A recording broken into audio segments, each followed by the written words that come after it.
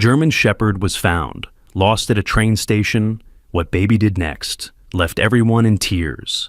The 5-year-old boy's next words stopped everyone in their tracks. What he whispered to the lost German Shepherd would change not just one life, but reveal a connection so profound that witnesses still can't explain it without tears. Don't forget to like, share, and subscribe. Let us know in the comments where you're watching from. The Monday morning rush at Chicago's Grand Central Station was pure chaos. Thousands of commuters pushed through the platforms, their faces buried in phones, coffee cups clutched like lifelines. Nobody noticed the German Shepherd at first. Nobody except Tommy Mitchell. Sarah Mitchell's hand gripped her son's small fingers as she navigated through the crowd. Her scrubs were wrinkled from the overnight shift she'd just finished, and her eyes burned with exhaustion. The daycare opened at 7:30, and she had exactly 12 minutes to get Tommy there before racing back to the hospital for her second shift. Being a single mother meant no sick days, no excuses, no delays. "Mommy, stop!" Tommy's voice cut through the station noise. Sarah's heart jumped. She'd been pulling him along, maybe too fast, and immediately felt that familiar guilt. "What's wrong, baby? Did I hurt your hand?" But Tommy wasn't looking at her. His enormous brown eyes were fixed on something near platform 7. His whole body had gone rigid, the way it did when something important was happening. Something only he could sense. "There's a dog, Mommy." He's scared. Sarah followed his gaze through the sea of legs and luggage. At first she saw nothing.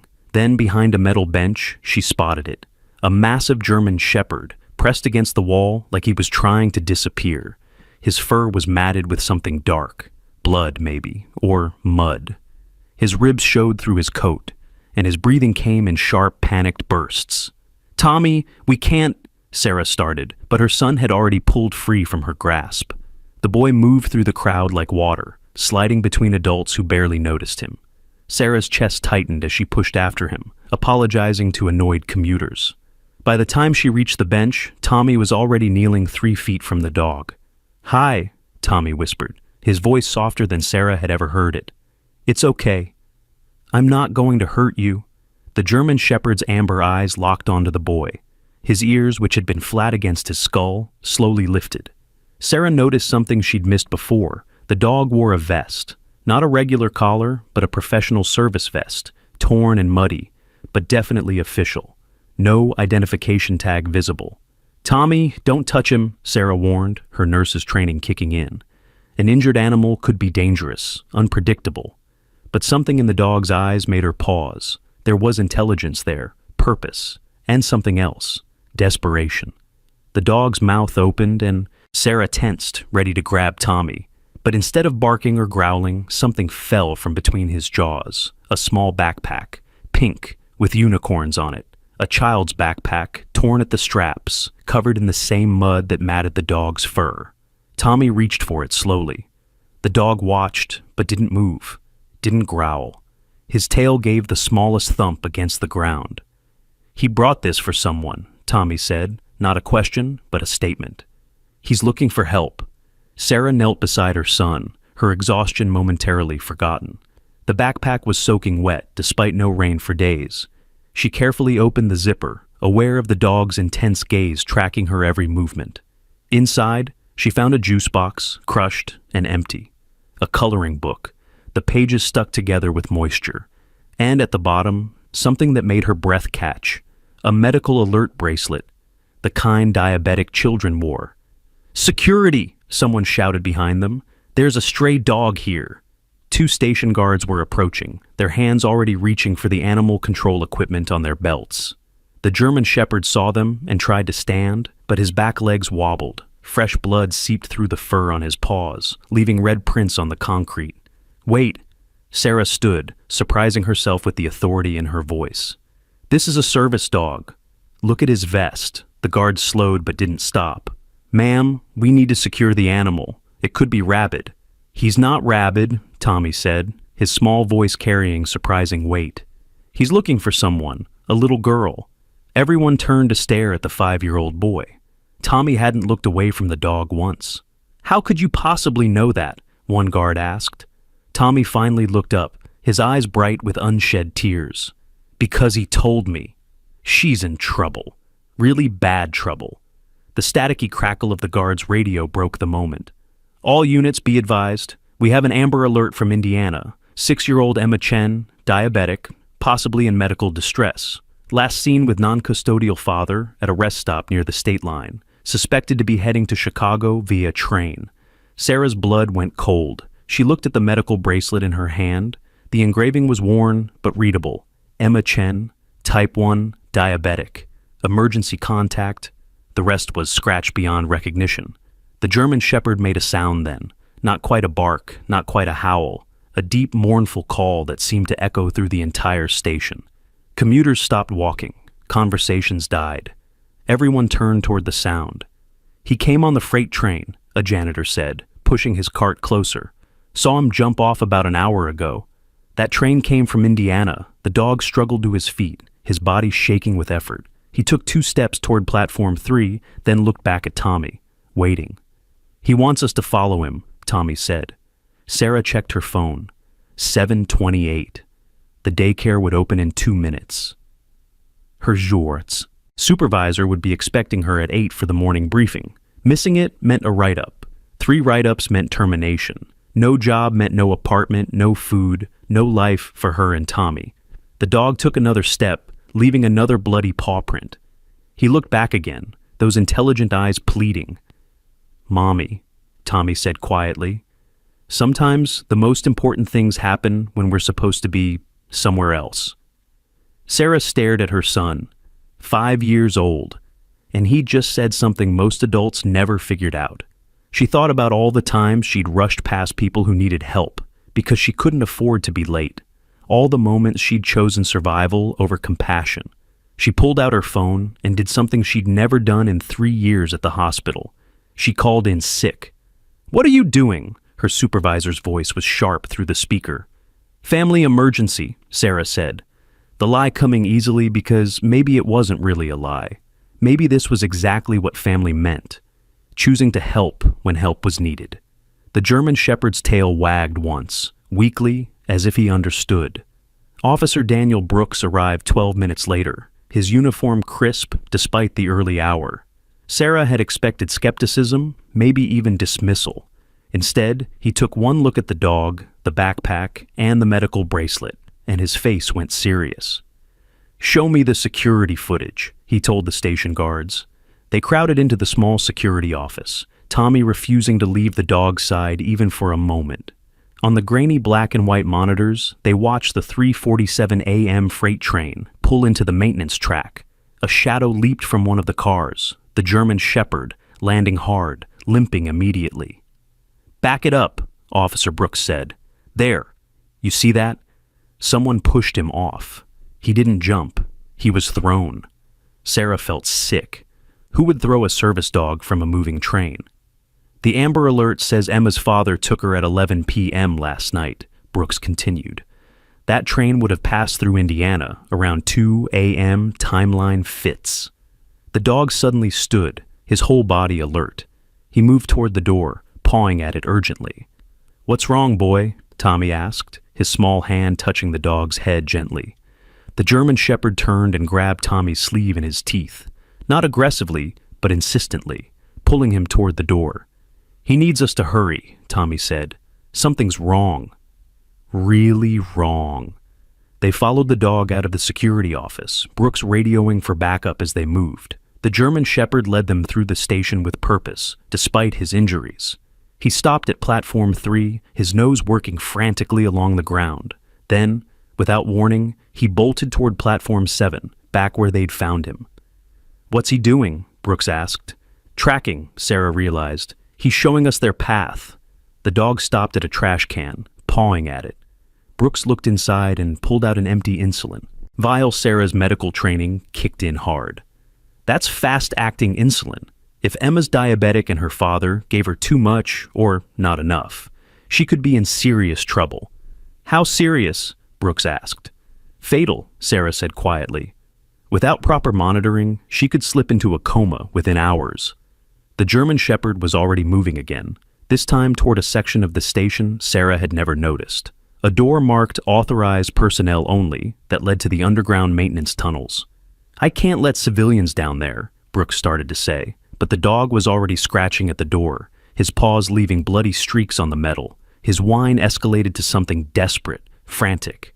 "She's down there," Tommy said with absolute certainty. "She's dying."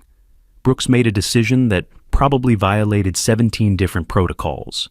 He badged the door open. The maintenance tunnel was dark, lit only by emergency lighting every 50 feet. The air smelled like machine oil and rust. Their footsteps echoed off concrete walls as the German Shepherd led them deeper underground. "How does he know where to go?" Brooks whispered. "Scent, maybe," Sarah suggested, but she wasn't convinced. The dog moved like he had a map in his head, turning at intersections without hesitation. They'd been walking for 10 minutes when Tommy suddenly stopped. "Listen." At first, Sarah heard nothing but the distant rumble of trains overhead. Then faintly she caught it. Voices. A man's voice, angry and desperate. "Just wake up, Emma. Please, baby, just wake up." The German Shepherd's hackles rose. A growl built in his chest, low and dangerous. But he didn't charge forward. Instead, he looked at Tommy, waiting.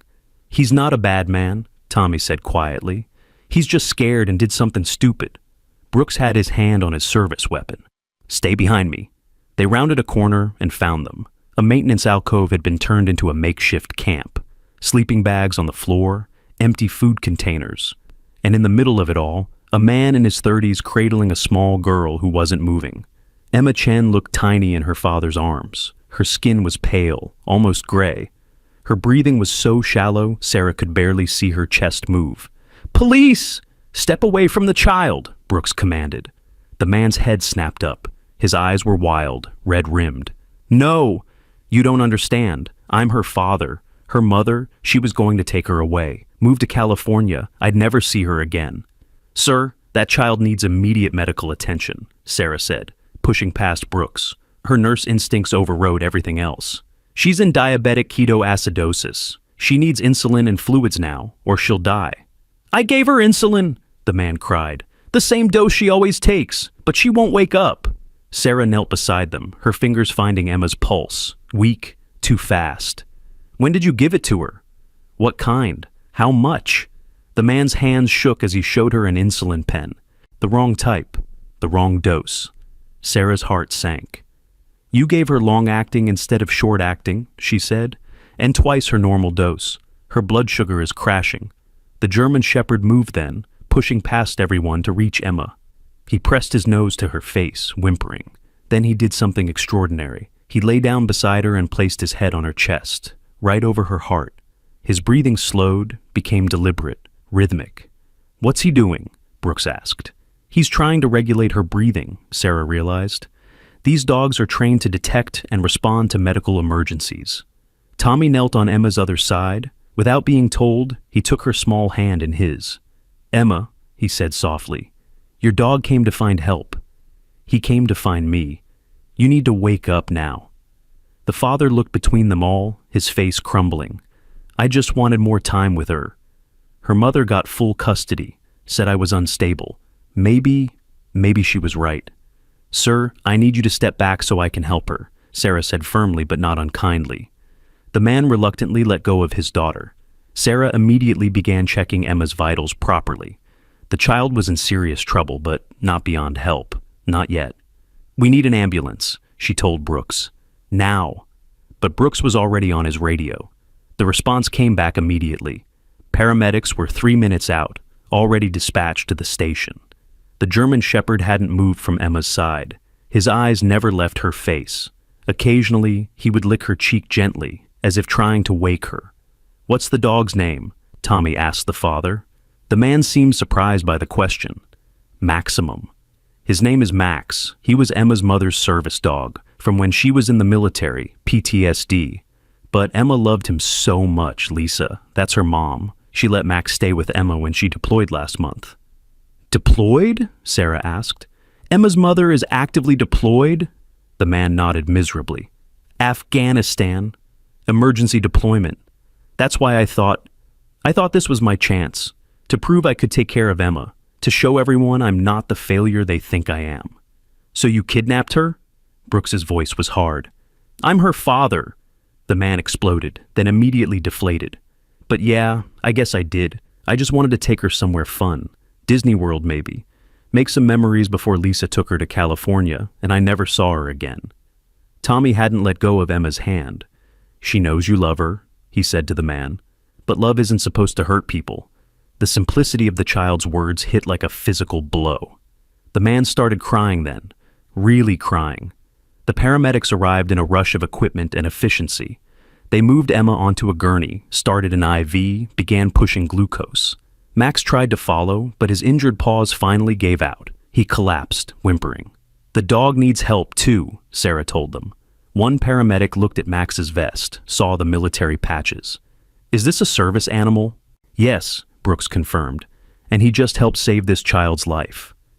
They loaded both Emma and Max into the ambulance. Tommy climbed in without asking permission, and nobody stopped him.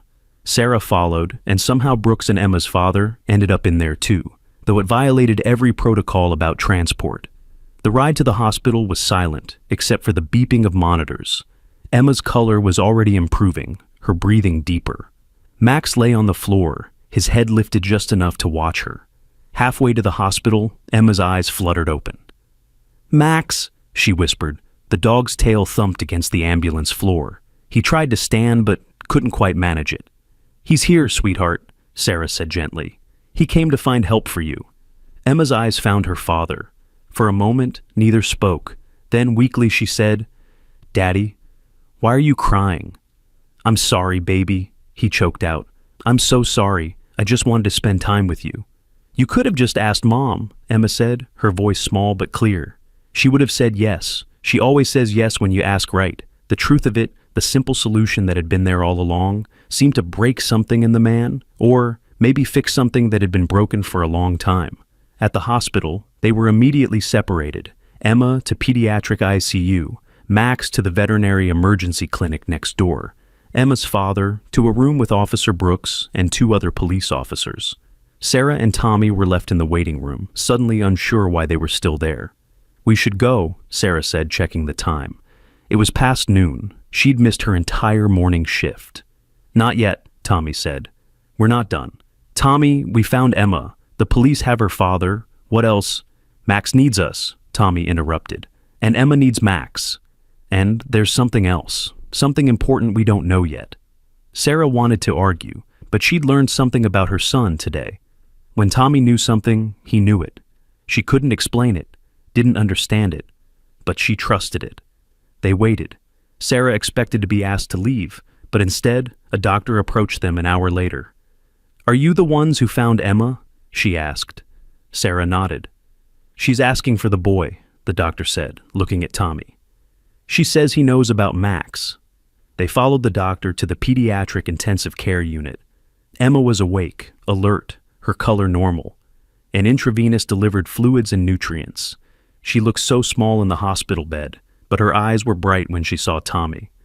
"You found my Max," she said. Tommy nodded. "He found me, actually. He knew I could help." "He's smart like that," Emma said. "Mom trained him special. He knows things." "What kind of things?" Sarah asked gently. Emma looked at her father, who sat in a chair beside her bed, a police officer standing nearby. Max knew Daddy was sad. Really sad. The kind of sad that makes people do silly things. Mom was worried, but she had to go. Her unit needed her, so she left. "Max with me?" But really she left him to watch Daddy too. The father's face crumpled again. "Emma..." "It's okay, Daddy," Emma said. "I know you didn't mean to hurt me. You just got confused about the medicine." "How are you so smart?" he asked her. "Mom says I'm an old soul," Emma replied. "Plus, Max tells me things." Tommy nodded, like this made perfect sense. "He tells me things too." Sarah and the other adults exchanged glances. Children had imaginations, of course, but there was something about the way both kids spoke about Max that felt different. Not like make-believe, like truth. A knock at the door interrupted them. A veterinarian entered, still in surgical scrubs. "I'm Dr. Martinez from the emergency veterinary clinic. I wanted to update you on Max." Everyone leaned forward.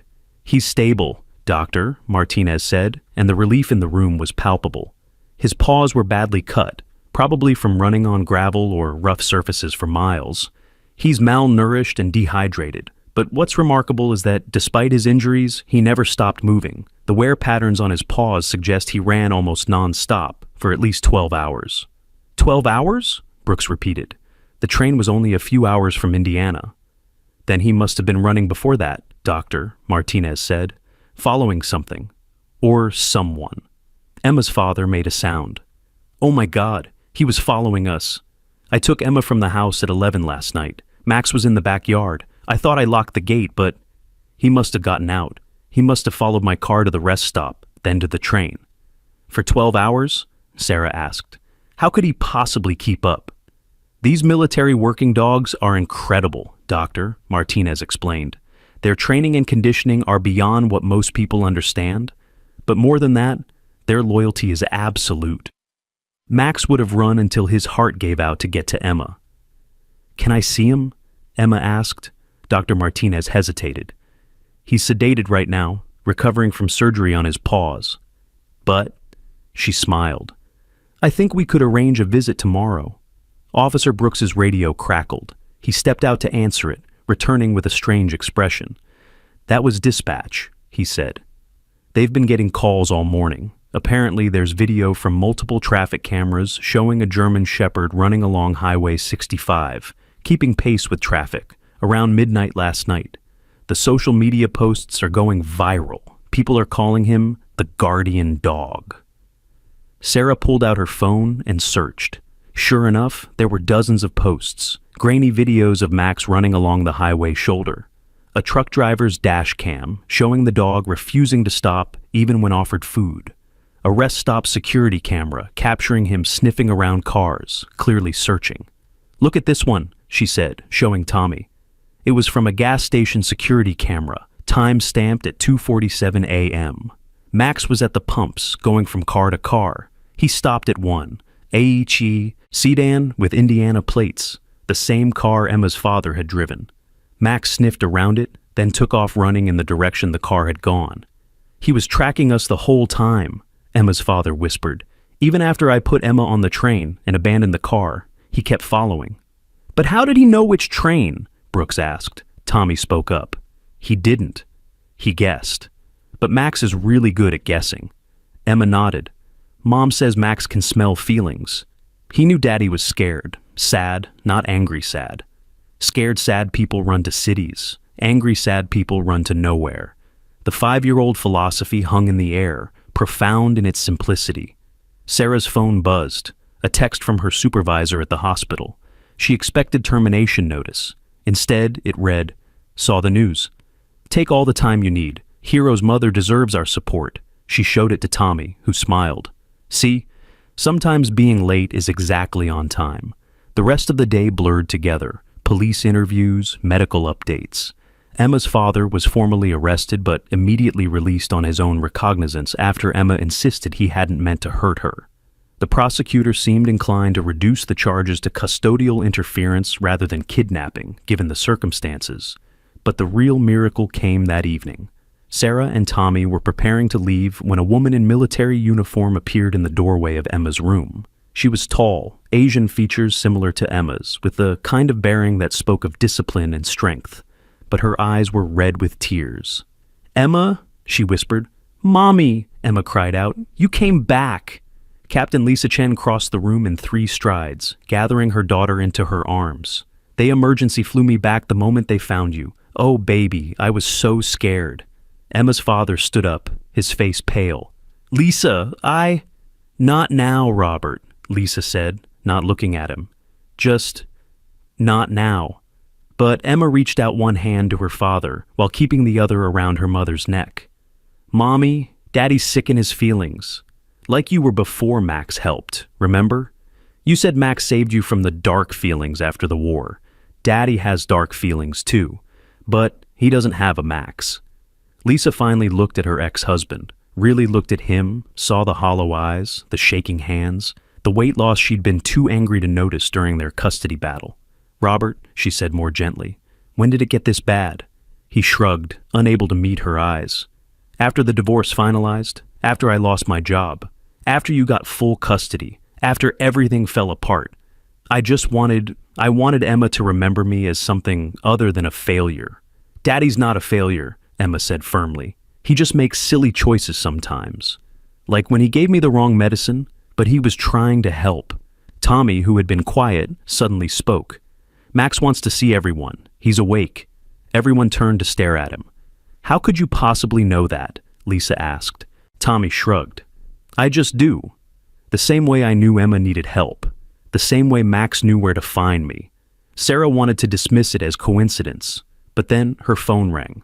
It was Dr. Martinez from the veterinary clinic. I don't know how to explain this, the vet said, but Max just woke up from sedation 2 hours early. He's extremely agitated trying to get out. We think he's looking for Emma. Could you possibly? We're on our way, Sarah said.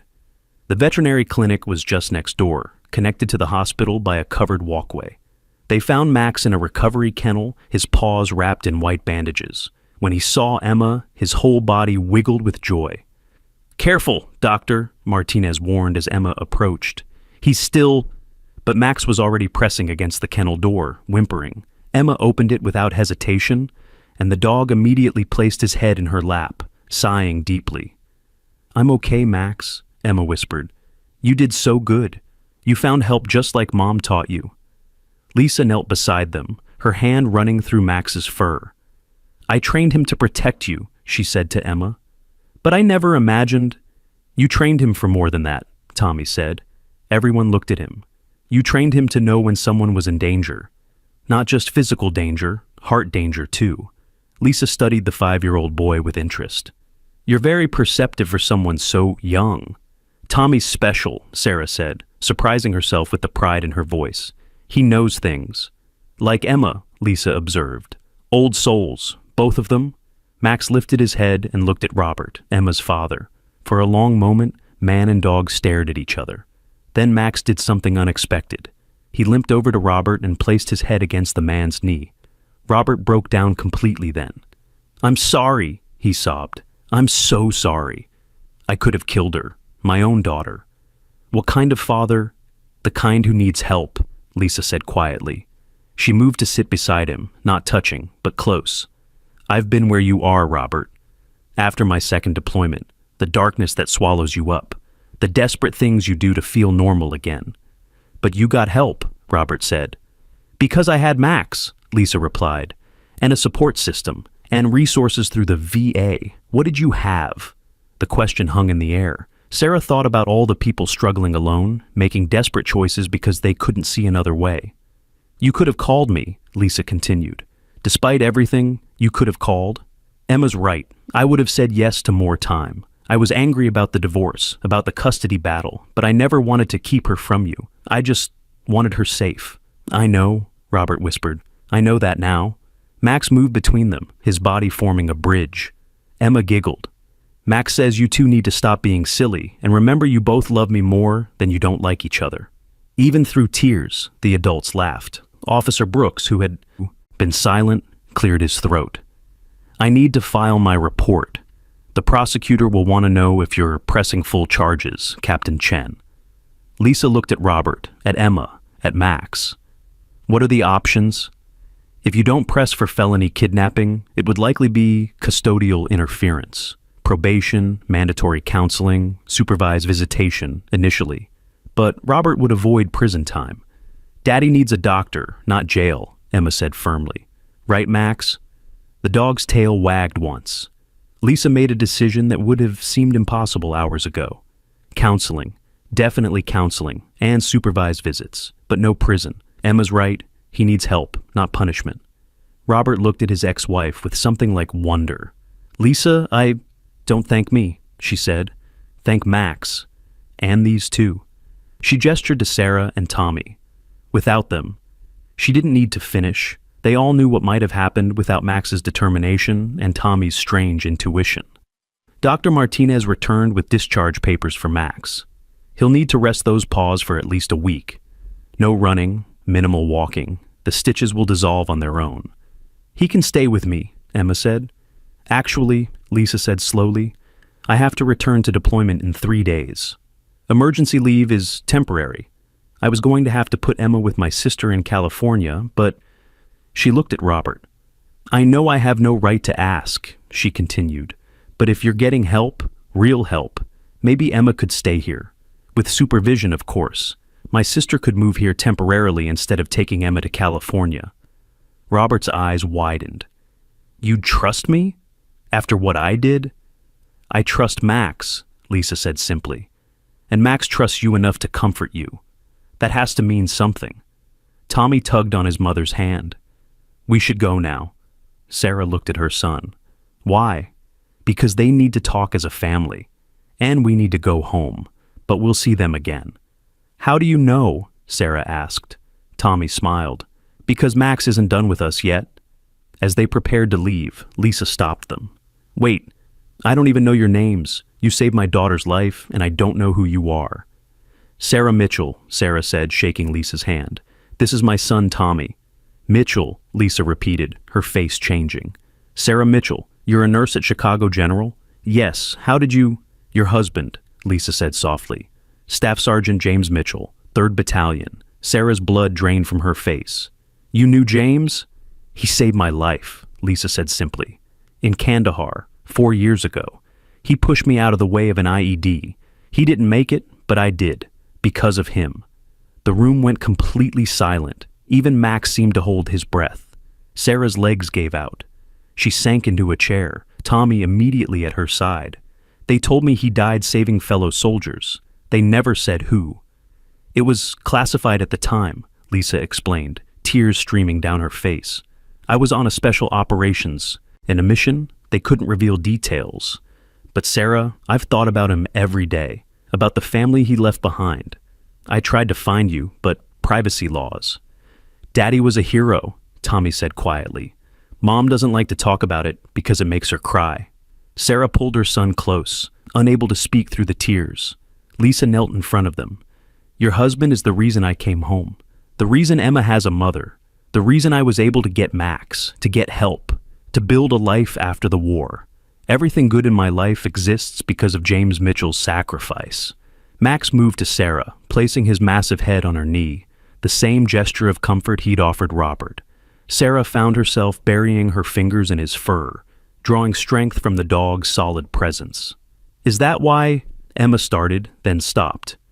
What, baby? Lisa asked. Is that why Max went to Tommy? Because he could smell Tommy's daddy on him somehow. Like how he can smell feelings. Dr. Martinez, who had been trying to give them privacy, spoke up. Actually, that's not as far-fetched as it sounds. These dogs can detect cancer, predict seizures, identify specific scents from years ago. If there was any connection, any scent marker that linked these families. James's things, Sarah said suddenly. I still have his jacket. Tommy wears it sometimes when he misses him. He was wearing it this morning under his coat because it was cold. Everyone turned to look at Tommy, who nodded. It still smells like Daddy. Like coffee and aftershave and something else. Something warm. My God, Lisa breathed. Max would know that scent. I've talked to him about James, shown him pictures, even visited his grave at Arlington. Max always goes with me. So Max recognized Tommy? Robert asked, trying to follow. More than that, Lisa said. Max knew Tommy was connected to someone important, someone who saved us. And when Emma was in danger, he went to the one person he somehow knew would help. Because my daddy would have helped, Tommy said simply. And I'm my daddy's son. The weight of it, the impossible chain of connections, left them all speechless. Sarah thought about James, about his death, about the years of grief and struggle that followed. She'd never imagined his sacrifice creating ripples that would someday come back to save another child. This is why, she whispered. Why what? Lisa asked. Why Tommy knew we had to help. Why I called in sick for the first time ever. Why everything aligned perfectly. Sarah looked at her son with new understanding. You knew, didn't you? Somehow you knew this was all connected. Tommy didn't answer directly. Instead, he said, Daddy visits my dreams sometimes. Last night, he told me to pay attention at the train station, that someone would need me. Sarah's rational mind wanted to dismiss it as coincidence, as a child's imagination making sense of random events. But her heart knew better. James had always been protective, always watching, out for others. Why would death change that? We should stay in touch, Lisa said. Not just because of James, but because I think our children need each other. And honestly, I could use a friend who understands. Understands what? Sarah asked. Single parenthood, loss, the weight of raising special children alone. Lisa smiled sadly. And the strange magic that happens when we're brave enough to help strangers. They exchanged phone numbers, promises to meet again soon. As Sarah and Tommy finally left the hospital, the sun was setting, painting the Chicago sky in shades of orange and pink. Are you angry that I made you miss work? Tommy asked as they waited for the bus. Sarah knelt down to his level. No, baby. You taught me something important today. What? That your daddy's courage lives in you. And that sometimes the most important moments happen when we're supposed to be somewhere else. Tommy smiled, then yawned. Can we get pizza for dinner? Sarah laughed, the first real laugh in what felt like years. Yes, we can get pizza. As the bus arrived, Tommy looked back at the hospital. Mom, do you think Max dreams about Daddy too? Sarah considered the question. After everything she'd witnessed today, anything seemed possible. Maybe he does, sweetheart. Maybe he does. The bus doors opened and they climbed aboard, leaving behind a day that had started with chaos and ended with connection. Sarah didn't know what would happen next, whether Robert would get the help he needed, whether Lisa's deployment would go safely, whether the strange bond between Tommy and Emma would grow. But for the first time since James's death, she felt like they were part of something bigger, a network of souls looking out for each other, connected by threads invisible but unbreakable. Her phone buzzed with a text from Lisa. Max is asking for Tommy. Can you visit tomorrow? Sarah showed it to Tommy, who nodded sleepily against her shoulder. Tell her yes. Max has something else to show us. How do you know? Tommy's eyes were already closing. Because the story's not over yet. Daddy said there's more. Sarah sent the reply, then held her son close as the bus carried them through the darkening city. Outside, the first stars were appearing, and Sarah found herself thinking of James, of Max, of the mysterious ways love and loyalty transcend the boundaries we think exist. Tomorrow would bring new challenges, new mysteries, new connections. But tonight, they had pizza to eat and dreams to dream. And somewhere in those dreams, Sarah was certain, a guardian watched over them still. The next morning arrived gray and drizzly, matching Sarah's exhausted mood. She'd barely slept, her mind replaying yesterday's impossible events. Tommy, however, had woken with unusual energy, already dressed before she'd even opened her eyes. We need to go early, he announced, standing by her bedside with serious eyes. Tommy, visiting hours don't start until... Not to the hospital. To the train station first. Sarah sat up, rubbing her eyes. Why the train station? There's something we missed. Something important. She wanted to argue, to insist on a normal morning routine for once. But the certainty in Tommy's voice, the same tone he'd had yesterday when he'd known Emma needed help, made her pause. Okay, she said. Let me get dressed. They arrived at Grand Central Station just as the morning rush was beginning.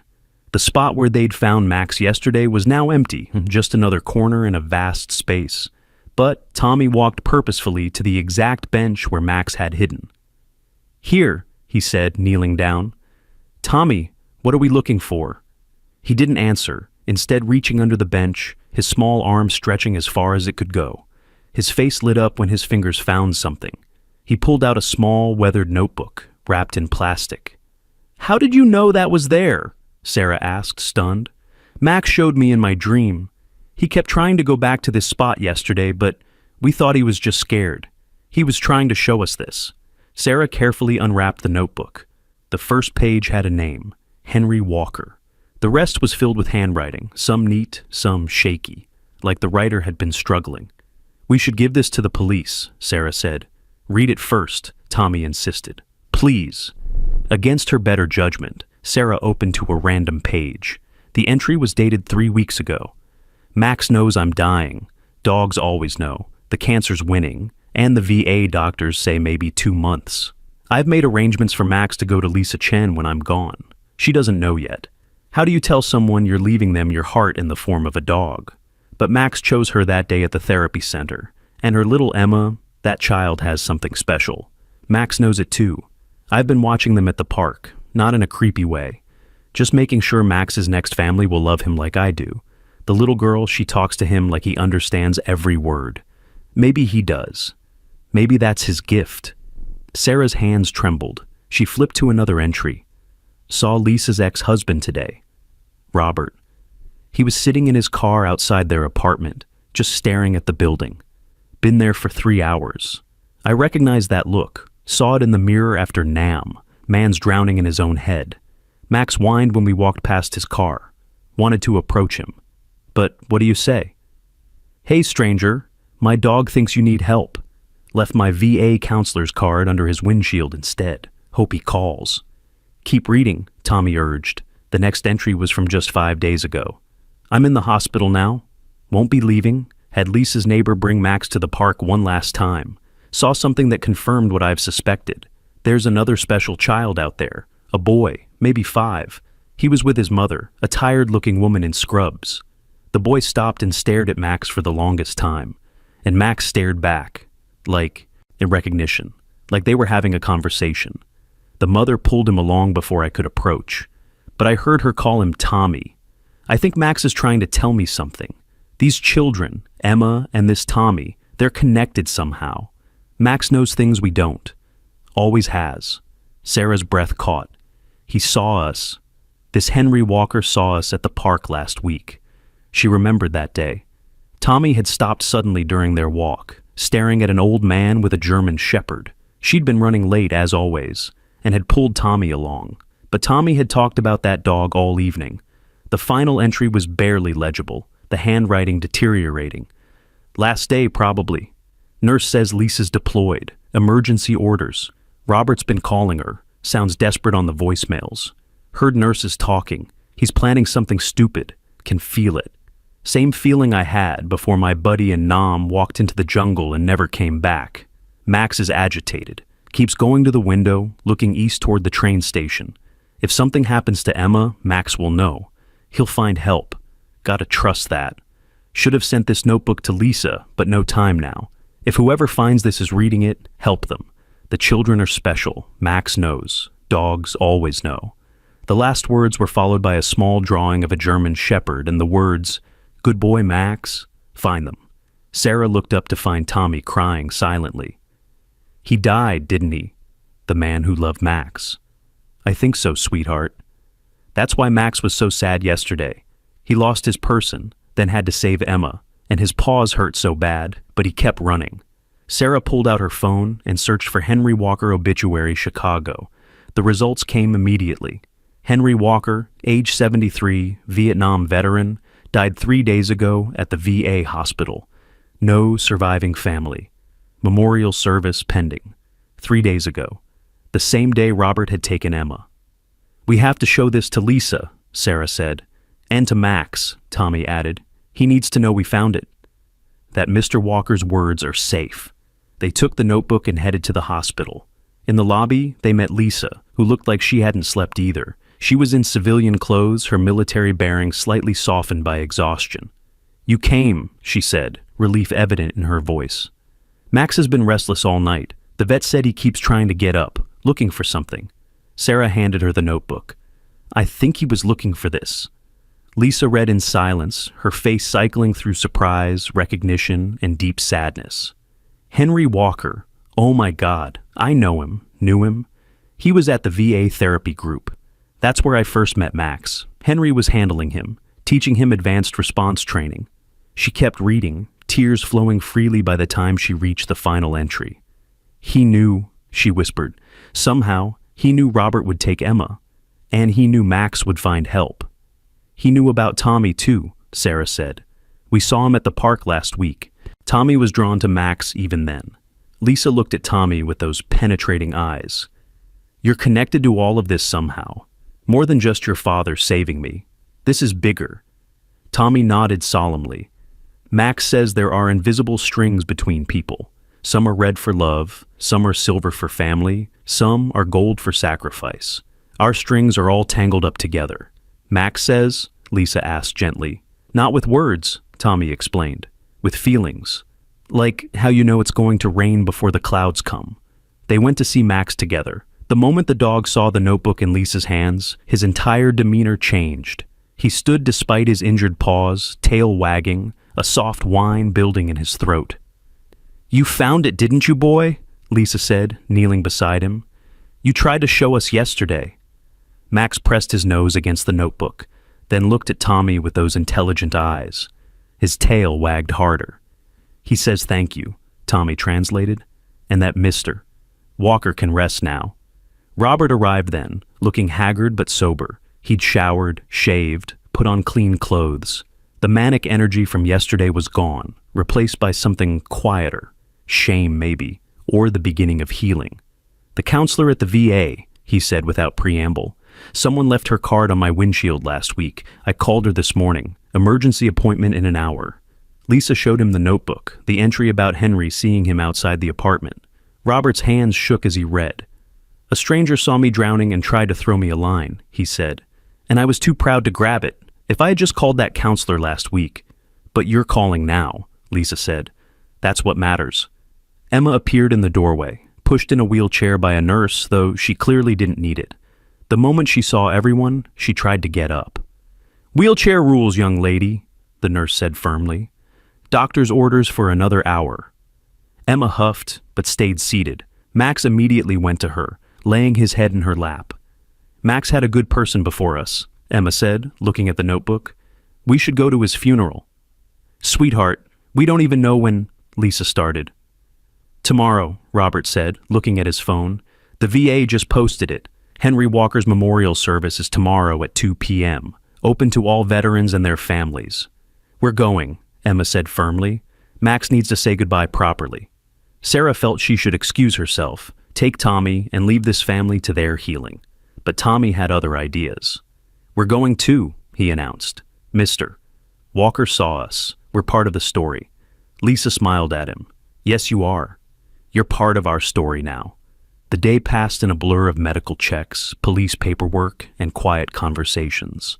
Robert left for his counseling appointment and returned looking raw but clearer. The prosecutor officially reduced charges to a misdemeanor with mandatory therapy. Emma was cleared for discharge with strict, monitoring instructions. But the most remarkable moment came that evening. Sarah and Tommy had returned to the hospital for one final visit before Emma's discharge. They found an unexpected scene. Robert and Lisa sitting together, not touching, but not at opposite ends of the room either. Emma was on the floor with Max, both of them drawing in a coloring book. "We've been talking," Lisa said carefully, "about co-parenting. Real co-parenting, not this war we've been waging." "I need help," Robert admitted. "Real help, long-term help. But I want to be a father Emma can be proud of." "You will be," Emma said without looking up from her coloring. "Max says people can change if they really want to. Like how he changed from a scared shelter dog to a brave service dog." "When did Max tell you that?" Lisa asked. Emma shrugged. "Just now, while we were coloring." Tommy sat down beside Emma, picking up a crayon. Within minutes, the two children were working on the same picture, not talking, but somehow coordinating perfectly. Max watched them with an expression Sarah could only describe as satisfied. "There's something else?" Lisa said. "I've been thinking about Henry's notebook, about what he wrote. These children, our children, they have something, a sensitivity, an intuition, something beyond normal." "You mean like psychic?" Robert asked skeptically. "No," Lisa said. "More like extremely high emotional intelligence, empathy that borders on supernatural, the ability to read micro-expressions, body language, chemical signals even, in ways most of us can't." "My grandmother had it," Sarah said quietly. "She always knew when someone was sick before they did. Knew when bad news was coming. My mother said it skipped generations. But trauma can activate it," Lisa added. "Losing a parent young, experiencing intense situations. It's like it forces certain neural pathways to develop differently." "You sound like you've researched this," Robert observed. "I have," Lisa admitted. "After my PTDD diagnosis, when Max first helped me, I wanted to understand how he knew things. The research on human-animal bonds, on intuition, on inherited trauma responses, it's fascinating." Tommy looked up from his coloring. It's not complicated. Love leaves marks on people. We can see them if we look right. Like invisible strings, Emma added, referencing Tommy's earlier words. Sarah's phone buzzed, a text from her supervisor. Saw the news coverage. The hospital wants to honor you and Tommy at next week's board meeting. Also discussing a new position, patient advocate coordinator, better hours, same pay. Interested? She stared at the message in shock. I might not have to work double shifts anymore. That's wonderful, Lisa said. You deserve it after yesterday. It wasn't just me, Sarah said. It was Tommy, and Max, and all of us, really. The strings, Tommy said simply. They pull us where we need to be. That night, Sarah tucked Tommy into bed with a heart, fuller than it had been in years.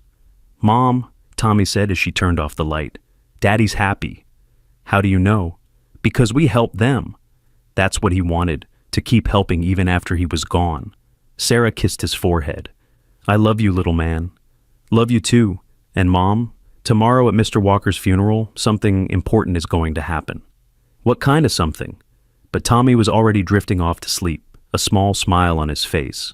The next day dawned bright and clear, unusual for November in Chicago. Sarah dressed Tommy in his best clothes, the ones they'd bought for James's funeral, but had barely worn since. They seemed right for today. The VA cemetery was beautiful in an austere way, rows of white headstones standing at attention like soldiers. The chapel was small, and Sarah expected it to be mostly empty for a man with no surviving family. She was wrong. The chapel was packed. Veterans of all ages, some in wheelchairs, some leaning on canes, filled every pew. At the front, a large photo of Henry Walker in his younger days stood beside a newer one of him, with Max. Lisa, Emma, and Robert were already there. Max lying at Emma's feet despite regulations about animals in the chapel. No one seemed inclined to enforce the rules. All these people knew him? Sarah whispered to Lisa. He volunteered at the VA for 20 years after he retired, Lisa explained. Trained therapy dogs, led support groups, visited the psychiatric ward every week. He saved a lot of lives, just quietly, without fanfare. An elderly veteran with a chest full of medals stood to speak. Henry Walker was the best of us, he began. Not because he was a war hero, though he was. Not because he saved lives in combat, though he did. But because he came home broken and chose to heal others while healing himself. One by one, veterans stood to share stories, Henry teaching them to train dogs, Henry talking them through panic attacks, Henry showing up at 2 a.m. when they called the crisis line. Then, a woman in a business suit stood. My name is Dr. Patricia Reeves. I run the psychiatric program at the VA. 3 months ago, Henry came to me with a proposal. He wanted to create a program pairing special needs children with trained service dogs. He said he'd observed that some children had an unusual ability to communicate with animals, and that this gift could be developed to help both the children and the dogs. She paused, looking directly at Emma and Tommy. He specifically mentioned 2 children he'd observed. He didn't know their names, but he described them perfectly.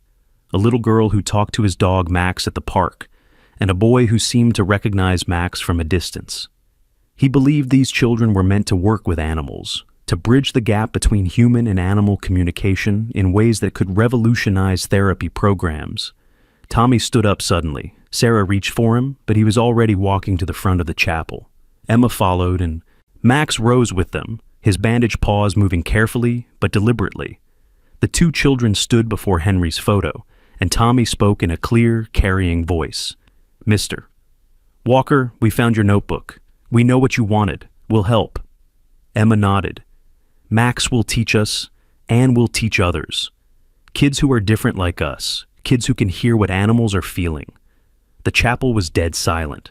Then Max did something extraordinary. He stood on his hind legs, despite his injuries, and placed one paw on each child's shoulder. He threw back his head and howled, not a sad sound, but something triumphant. A goodbye, yes, but also a promise. Every veteran in the chapel stood as one, saluting. Sarah found herself crying, and she wasn't alone. After the service, Doctor, Reeves approached them. I'd like to talk to you about Henry's proposal. With your permission, I'd like to test Tommy and Emma's abilities. Not in a laboratory way, but through structured interaction with therapy animals. If Henry was right, if these children have what he suspected, we could develop a program that helps hundreds of veterans and their service animals. Lisa and Sarah exchanged glances. It would be after school and weekends, Doctor. Reeves continued. Fully supervised, and the children would be compensated as junior trainers. It's unconventional, but Henry's instincts were never wrong. What do you think, Tommy? Sarah asked. Tommy looked at Max, then at Emma. We already decided. Yesterday, when we were coloring, this is what we're supposed to do. How could you decide before you knew about it? Robert asked. Emma shrugged. We didn't know with our heads. We knew with our hearts. As they left the cemetery, Sarah noticed something. The threads Tommy had talked about, she could almost see them. Not literally, but she could feel them. Connections between all of them, strengthened by shared loss and unexpected grace. Her phone rang. It was the hospital's HR department, confirming the patient advocate position. Day shifts only, weekends off, the same pay she'd been making working herself to exhaustion. It's happening, she told Tommy. Everything's changing. Not changing, Tommy corrected, just finally making sense. That evening, they all gathered at Lisa's apartment. It was the first time Sarah had been there, and she was struck by how normal it looked. No evidence of the custody battle that had raged here, no signs of the trauma they had all endured. Emma and Tommy were in Emma's room with Max, their laughter drifting down the hallway. The adults sat in the living room, sharing Chinese takeout and tentative conversation. I've been thinking about Henry's notebook, Robert said, about him seeing me outside the building. If he'd approached me, I probably would have been angry, but the counselor's card, that was perfect. No confrontation, just an option. He understood shame, Lisa said, how it makes you hide from the very help you need. Is that why you and James never talked about what happened? Sarah asked Lisa. The shame of surviving? Lisa nodded. Survivor's guilt is real. Your husband saved my life, and for years I couldn't figure out why I deserved to live when he didn't. Then Emma came along, and Max, and slowly I began to understand. We honor the dead by living fully. James would have liked you, Sarah said. He would have been glad it was you he saved. From the children's room came the sound of Max barking, not alarmed, but playful. It was followed by giggles and the scramble of feet and paws. They're playing hide and seek, Robert said, smiling. Max is apparently very good at it. He's good at everything, Lisa said. Henry trained him to be more than a service dog. He's a bridge between worlds, the seen and unseen, the said and unsaid. You really believe that? Robert asked. That some beings can sense more than others? After this week? Lisa laughed. I believe anything is possible. Sarah's phone buzzed with a text from an unknown number. She almost ignored it, but something made her look. My name is Catherine Walker. I'm Henry's estranged daughter. I saw the news coverage about Max and Emma. I haven't spoken to my father in 10 years. Old wounds, stupid pride. Is there any chance I could meet Max and maybe learn about my father's last days? Sarah showed the text to the others. Henry had a daughter, Lisa said, shocked. He never mentioned her. Estranged family, Robert said quietly. I understand that. Sometimes the distance feels too far to cross. But it's never really too far, Sarah said, thinking of all the connections that had brought them together. Look at us. Look at what Max did. He brought together people who needed each other but didn't know it. She texted back, We'd love to meet you. Max would too. Tommy appeared in the doorway. Someone new is coming, he announced. Someone sad who needs to not be sad anymore. How do you always know these things? Robert asked. Tommy shrugged. The same way Max knows. The same way Mr. Walker knew. Love leaves trails if you know how to follow them. Emma joined him, Max at her side. Is it Mr.? Walker's daughter. Max is excited. He remembers her smell from long ago. The adults had stopped being surprised by the children's insights. It was easier to just accept that some people, and some dogs, operated on a different frequency than the rest of the world. She'll be here tomorrow, Sarah said, reading Catherine's response. That night, as Sarah and Tommy waited for the bus home, her son asked, Are you happy, Mom? Sarah considered the question. A week ago, she would have said she was surviving. Tonight, surrounded by new friends who felt like old family, with a new job starting Monday and her son discovering his gift, She could honestly say yes. "I'm happy," she said. "Are you?" Tommy nodded. "Daddy's happy too. His sacrifice made ripples, and the ripples made waves, and the waves brought us here." "That's very poetic for a 5-year-old. "I'm almost 6, Tommy reminded her, "and Max says age is just a number anyway." The bus arrived and they climbed aboard. Through the window, Sarah could see the city lights beginning to twinkle. Somewhere out there, Lisa was preparing for her deployment. Robert was attending his second counseling session. Emma was probably talking to Max about tomorrow. And tomorrow, Catherine Walker would meet the dog who had loved her father through his final days. The strings, as Tommy called them, were pulling them all towards something. Not an ending, but a beginning. A network of souls who had found each other through loss and love, through a dog's determination and children's intuition. Sarah thought about Henry Walker's final words in his notebook. "The children are special. Max knows. Dogs always know." He was right. But it wasn't just the children who were special. It was all of them, broken and healing, connected by invisible threads that only became visible when they chose to see them. As the bus carried them home, Tommy leaned against her shoulder. "Mom, can I tell you a secret? Always. This isn't the end. It's just the part where everyone thinks it's the end. But Max has more work to do, and so do we." "What kind of work?" Tommy smiled that mysterious smile that made him seem ancient and young at the same time. The kind that makes people remember that love is stronger than leaving. Sarah held him close, thinking of James, of Henry Walker, of all the love that persisted beyond loss.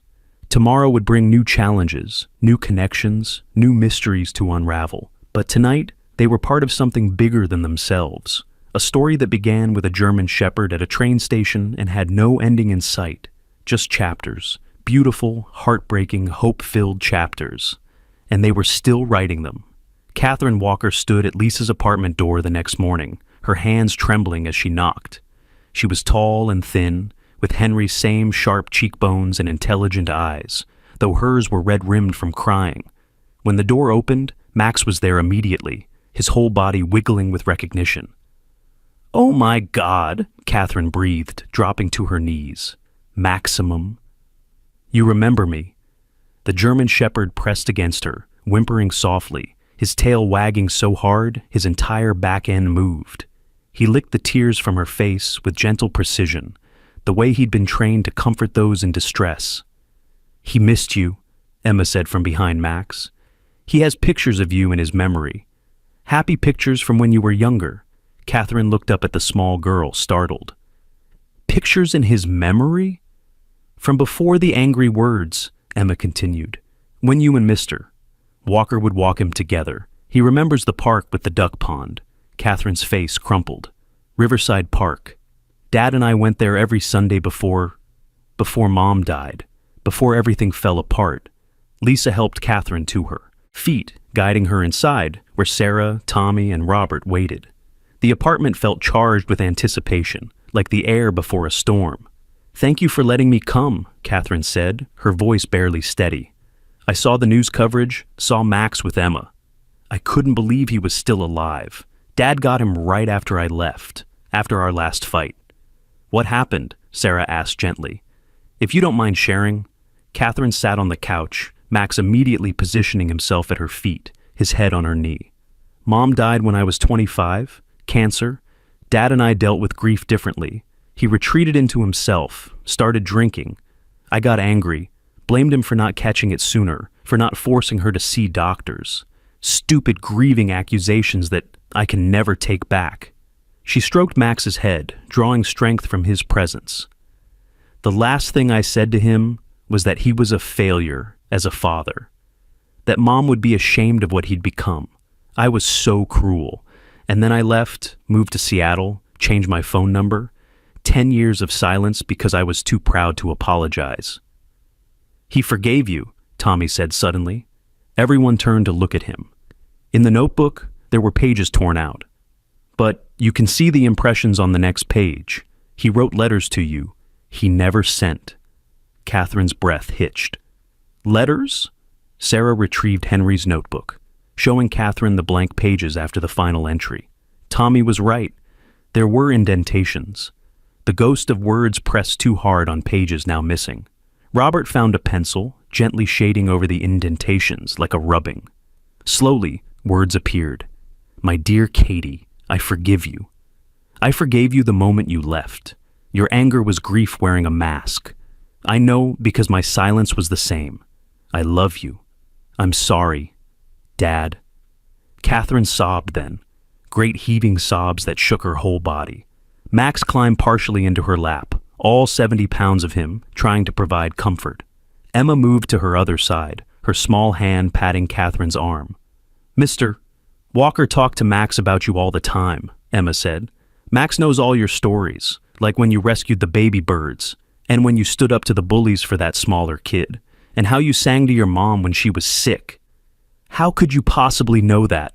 Catherine whispered. Emma shrugged. Max knows, and Max shows me pictures when I listen. Right.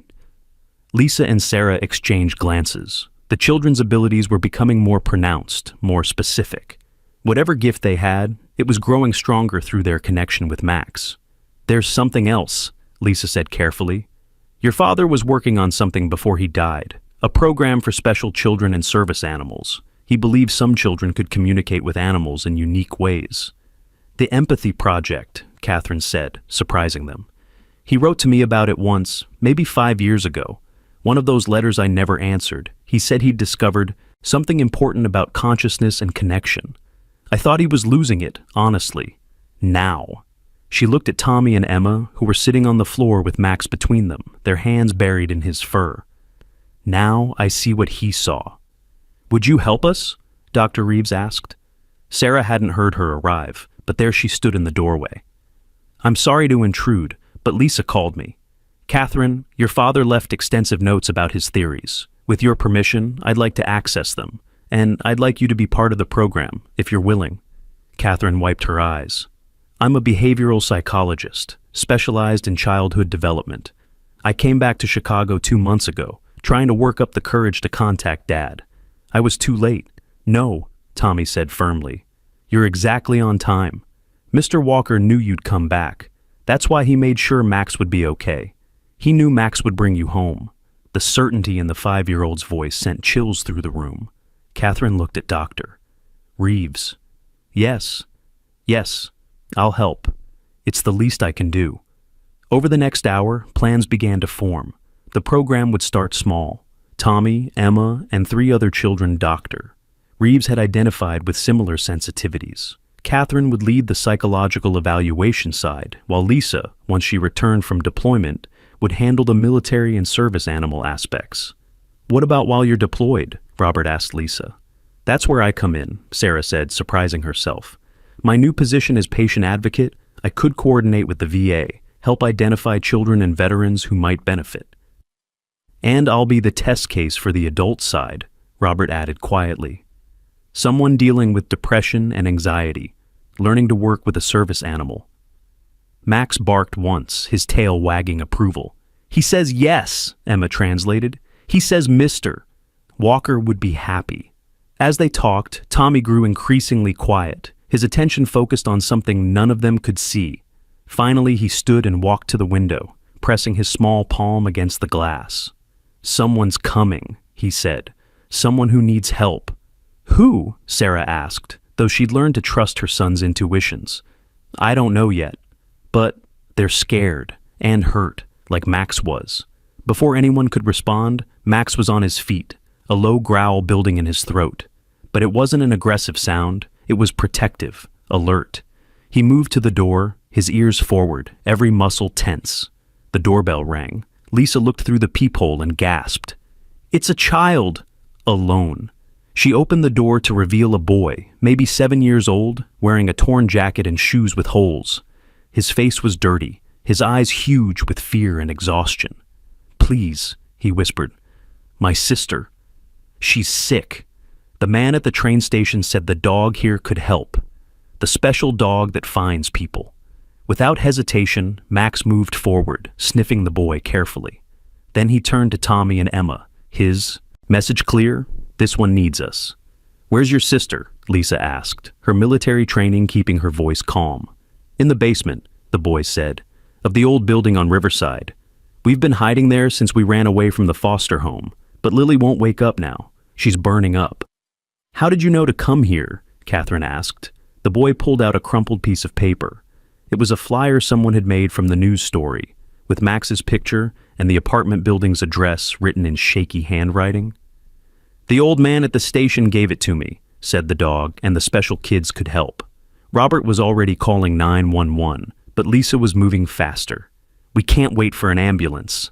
Riverside is 10 minutes from here, if the child is that sick."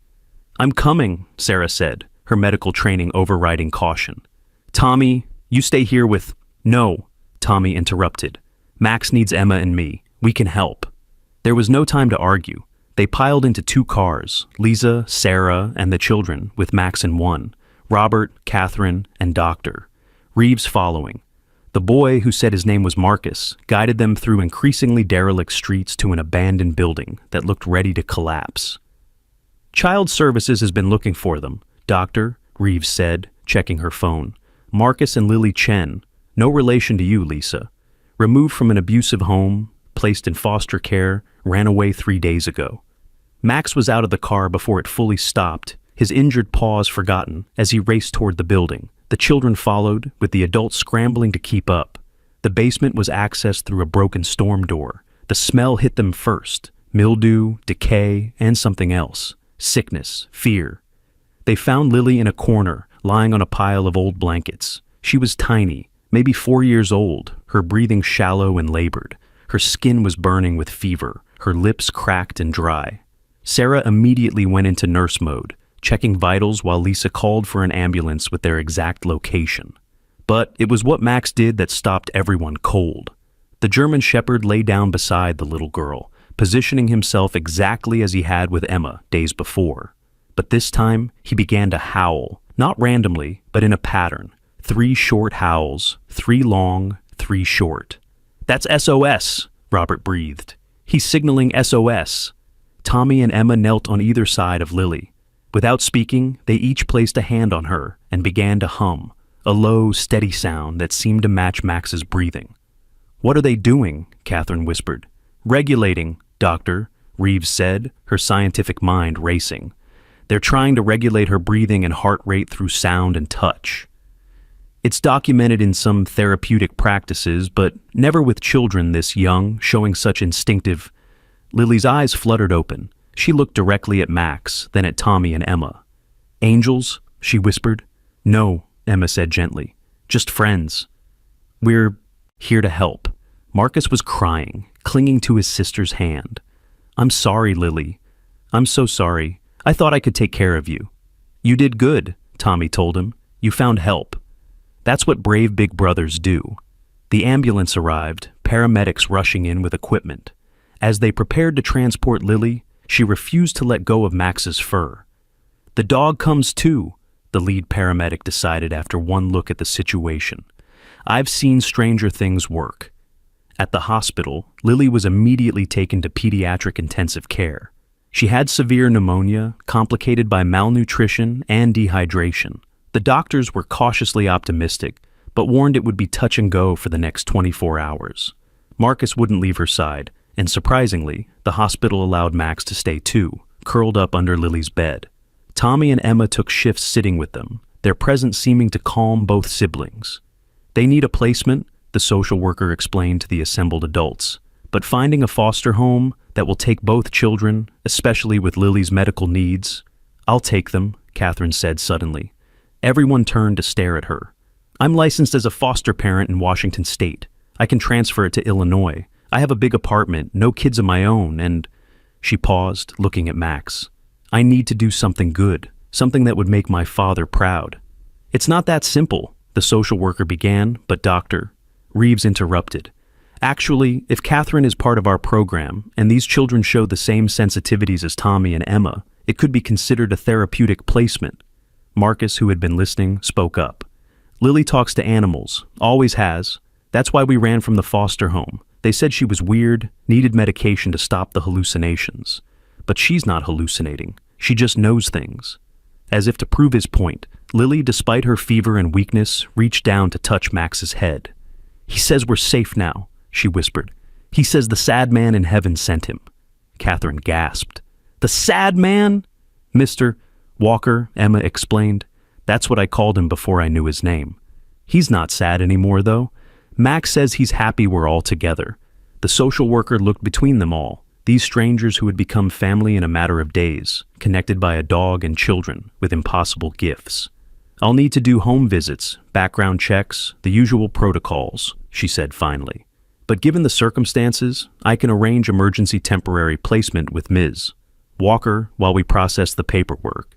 That night, as they kept vigil in Lily's room, Sarah found herself thinking about the strange path that had led them all here. A week ago, she'd been a struggling single mother, barely surviving.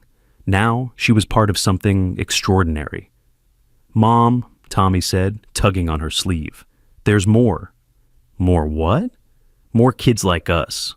Max can feel them. All over the city. Scared, alone, not understanding why they're different. Dr. Reeves overheard. How many more? Tommy closed his eyes, his hand on Max's head. Dozens, maybe hundreds. They're hiding what they can do because people think they're weird or crazy. Then we find them, Lisa said firmly. We create a network, a safe place for these children to understand their gifts. The Walker Foundation, Catherine said suddenly. I have Dad's life insurance, his house, his savings. He lived simply, saved everything. It's enough to start a foundation. For children who can communicate with animals, Robert asked. For children who see more than others, Catherine corrected. Who feel more than others. Who know things they shouldn't be able to know. Dad saw it. He recognized that some children are born with abilities we're only beginning to understand. Max stood suddenly, alert. He walked to the window and looked out at the city lights. Then he turned back to them and barked once firmly. He agrees, Emma translated. He says, Mister. Walker's work isn't done. We're supposed to continue it. Over the next 24 hours, Lily's condition slowly improved. The antibiotics were working, her fever dropping.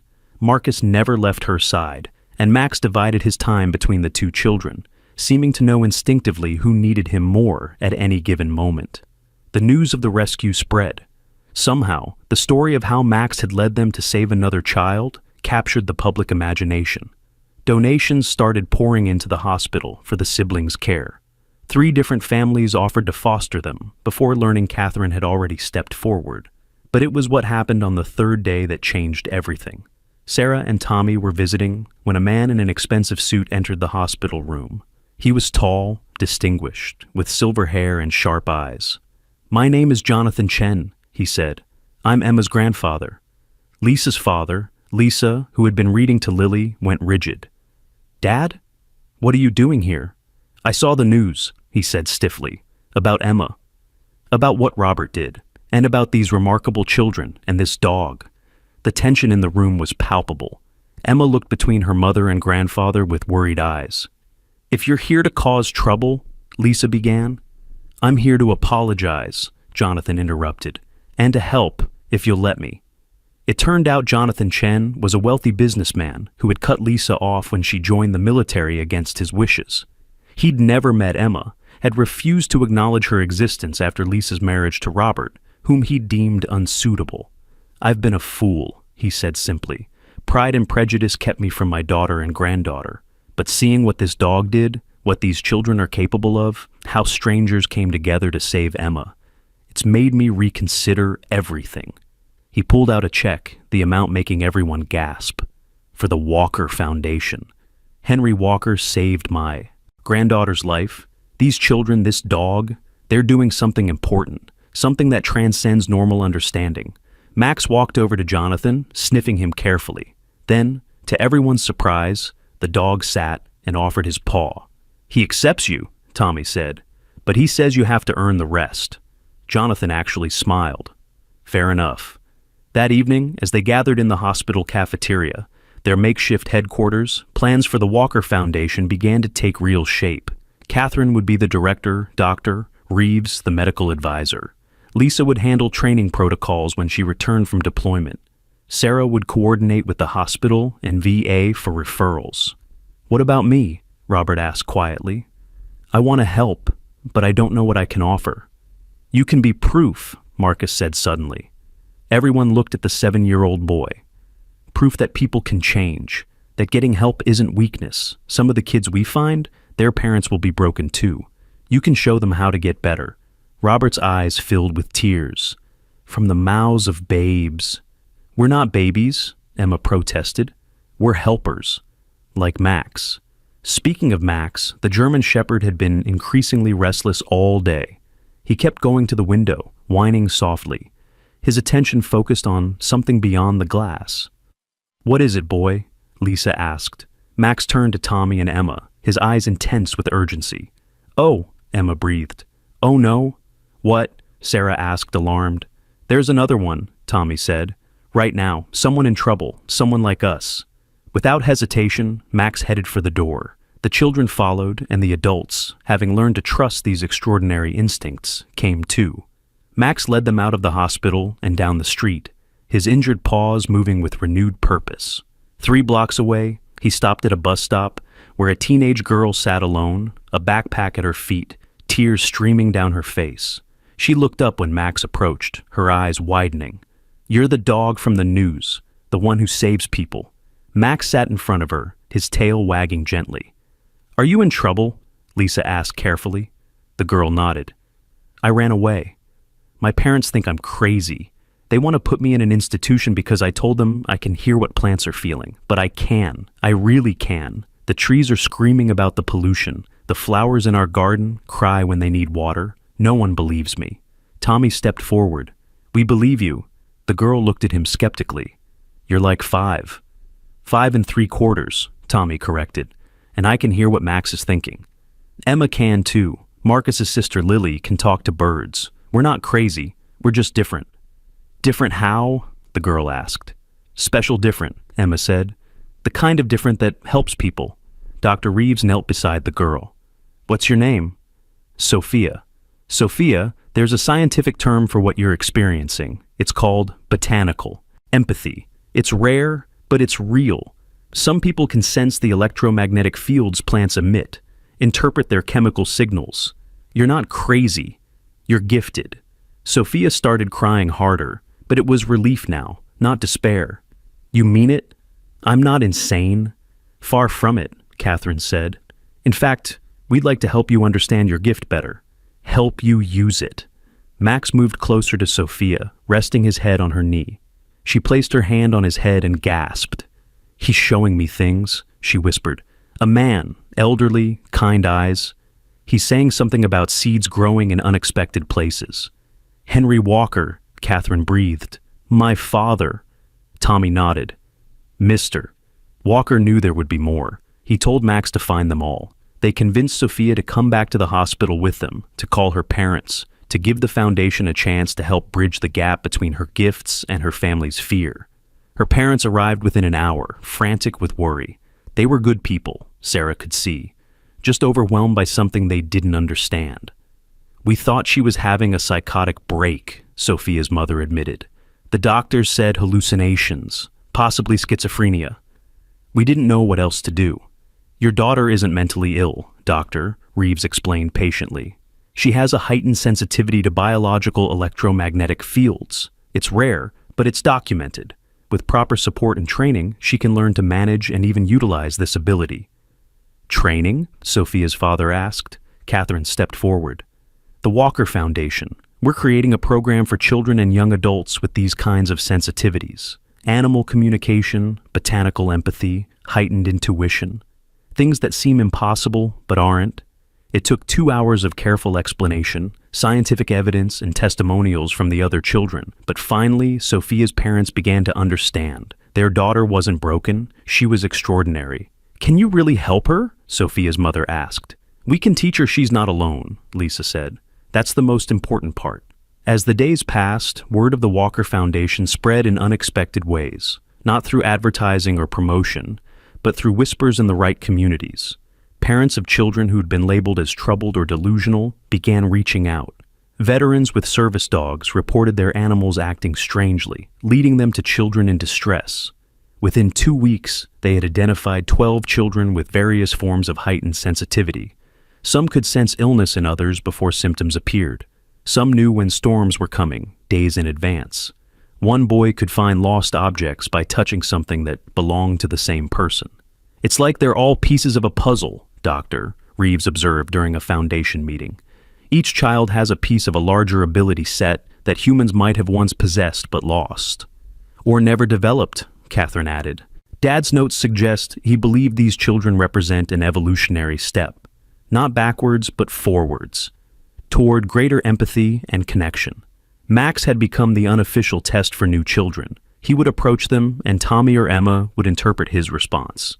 He was never wrong. Every child Max approved showed genuine abilities. But it wasn't just about identifying the children. It was about healing families, rebuilding trust, creating understanding where there had been fear. Robert had become invaluable in this aspect. His own journey from desperate father to recovering parent made him uniquely qualified to counsel other struggling parents. "I kidnapped my own daughter because I couldn't see past my pain," he would tell them. "Don't let your fear or confusion make you do something that can't be undone. These children aren't problems to be fixed. They're gifts to be nurtured." 3 weeks after the Foundation's unofficial beginning, Lisa received her deployment orders. She would be leaving in 48 hours for a 6-month tour. "I don't want to go," she admitted to Sarah as they watched the children work with Max in Catherine's backyard, which had become an impromptu training ground. "Not now, when so much is happening." "We'll keep it going," Sarah promised. "We'll send videos, updates. Emma will be fine." "It's not just Emma," Lisa said. "It's all of them. These children, they're going to change the world. I can feel it, and I'm going to miss it." "No," Tommy said, appearing beside them with his uncanny ability to show up when needed. "You're going to spread it. There are children like us everywhere, even where you're going. Max says so." Lisa looked at the 5-year-old, almost 6 now, as he constantly reminded everyone. "You think there are children like you in Afghanistan?" Tommy nodded. "Everywhere people are hurting, children are born who can help heal. They just need someone to believe in them." That night, they held a farewell dinner for Lisa at Catherine's apartment. All the families involved with the foundation came. 15 children now, their parents, the various professionals who'd joined the cause. Jonathan Chen was there too, having become an unexpected but valuable ally. His business connections had helped fast-track the foundation's legal status and secured a building for their future headquarters. "I'd like to make a toast," he said, raising his glass. "To my daughter, who I failed to understand for too long. To my granddaughter, whose gifts I'm only beginning to appreciate. To Henry Walker, whose vision started all this. And to Max, who proves that angels come in all forms." Max barked once, his tail wagging. As the evening wound down, the children gathered around Max, their hands on his fur, their eyes closed. The adults watched, mesmerized, as the children seemed to communicate silently, connected through their contact with the dog. "What are they doing?" Jonathan asked. "Planning," Catherine said. Dad's notes mentioned this.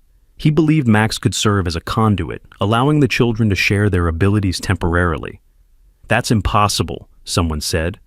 "So was everything else until it happened," Robert replied. After several minutes, the children opened their eyes. Emma spoke for the group. "We know what we need to do," she said. "Max showed us. There are hurt children everywhere, scared children, children who think they're broken because they're different. We're going to find them all." "All of them?" Lisa asked. "That could be hundreds, thousands, millions," Tommy corrected. "All over the world. But we start here. We start small. We grow like Mr. Walker's seeds." Lily, who was recovering remarkably well, added in her small voice, "The animals will help us find them. Dogs like Max, cats in shelters, birds in the parks. They know where the special children are." "It's a network," Marcus explained, his 7-year-old mind grasping concepts that should have been beyond him. "Like the internet, but for feelings, for knowing things." Sophia, the teenager with botanical empathy, smiled. "The plants know too. They've always known. They've been waiting for us to listen." The next morning, Lisa's deployment day, everyone gathered at the airport. Emma was brave, hugging her mother tightly but not crying. "Max will take care of me," she assured Lisa, "and I'll take care of Max. And we'll all take care of each other," Sarah added, pulling Lisa into a hug. Family doesn't always mean blood. Sometimes it means showing up when needed. As Lisa walked towards security, she turned back one last time. Max sat at attention, his posture military perfect, and lifted one paw in what could only be described as a salute. Lisa saluted back, tears streaming down her face. After Lisa's departure, the Foundation's work accelerated. Catherine found the perfect building, an old community center that had been abandoned for years. With Jonathan's funding and volunteer labor from parents and veterans, they transformed it into a haven for extraordinary children. The main room became a training space where children could practice their abilities without judgment. Smaller rooms were set up for one-on-one counseling, family therapy, and quiet meditation. The basement was converted into what the children called the sensing room, a space where they could fully open their abilities without overwhelming stimulation. Max had his own office, complete with a bed, water bowl, and a door he'd learned to open himself. Children could schedule time with him, and Tommy or Emma would translate. But Max's most important work happened outside the center. Every morning, he would stand at the window, scanning the city. When he sensed someone in need, he would alert the children. They'd developed a system. 1 bark meant urgent. 2 meant soon. A howl meant immediate danger. One morning, 6 weeks after the Foundation opened, Max howled. Tommy and Emma were in school, but Marcus was there, having a counseling session with Robert. The boy immediately understood. "Someone's dying," he said. "Someone like us." Catherine called Sarah at the hospital, while Robert called 911 with Max's location. He'd learned to read the dog's directional cues. They all converged on an apartment building in a rough part of town. Max led them to a 4th-floor apartment, where they could hear a child crying. The door was locked, but the sobbing was desperate, terrified. The police arrived and knocked. No answer, except continued crying. "Break it down," Catherine ordered, her father's military bearing coming through. Inside, they found a scene that would haunt them. A woman unconscious on the floor, pills scattered around her. And in the corner, a boy about 8, rocking back and forth, his hands over his ears. "Too loud, too loud, too loud," he was chanting. The paramedics rushed to the woman while Sarah approached the boy carefully. "What's too loud, sweetheart?" "Everything," he screamed. "All the feelings, all the pain. Make it stop." An empath, Sarah realized, but stronger than any they'd encountered. The boy was feeling his mother's overdose, the neighbors' emotions, possibly the entire building's collective pain. Max moved past Sarah, straight to the boy. He lay down, creating a barrier between the child and the rest of the room. The boy's hands moved from his ears to Max's fur. "Quiet," the boy whispered, amazed. "You make it quiet." "That's what Max does," Marcus said gently. "He helps people like us control our gifts." The boy looked up with tear-filled eyes. "I'm not a freak?" "No," Catherine said firmly. "You're gifted, and we're going to help you." The mother survived, barely.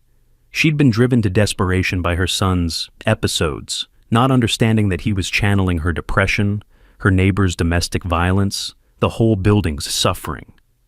"I thought he was possessed," she admitted later from her hospital bed, "or schizophrenic.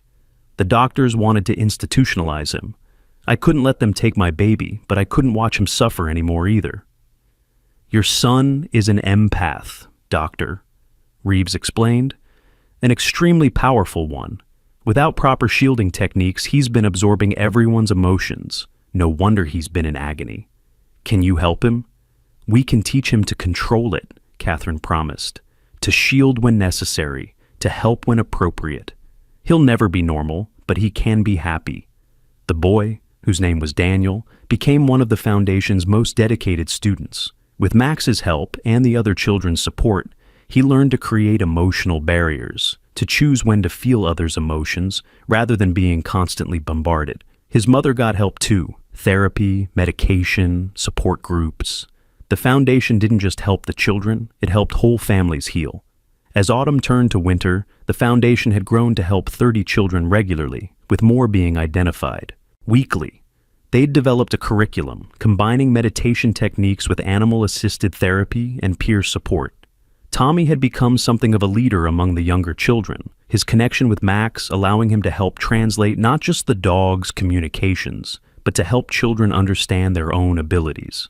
Emma, despite missing her mother terribly, had grown into her role as Max's primary partner. She could now communicate with most animals, not just Max, and was teaching others how to open that channel. But it was Marcus and Lily who surprised everyone the most. The siblings had thrived in Catherine's care. Marcus's protective instincts had evolved into an ability to sense danger before it happened, making him invaluable in keeping the younger children safe during training. Lily, despite her young age, showed the strongest animal communication skills of all, able to have what seemed like full conversations with not just Max, but any animal she encountered.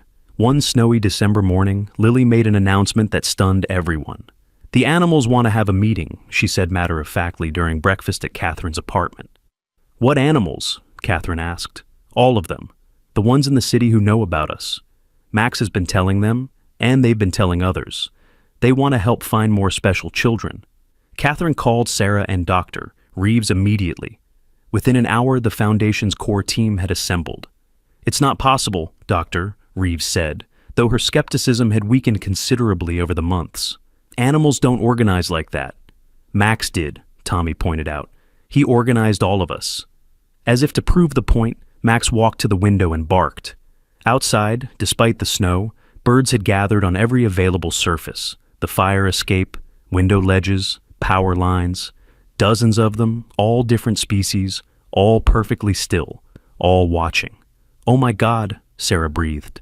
"That's just the beginning," Lily said. "Look."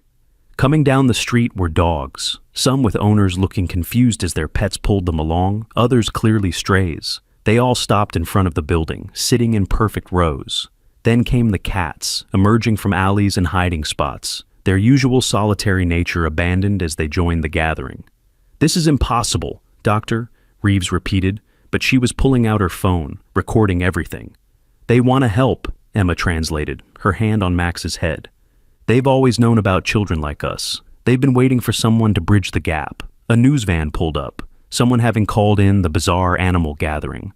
Within minutes, more media arrived. The story of hundreds of animals converging on the Walker Foundation would make international news. But for the children and their families, it was confirmation of something they'd suspected. This was bigger than just helping a few gifted children. This was about evolution, about humanity's next step in consciousness.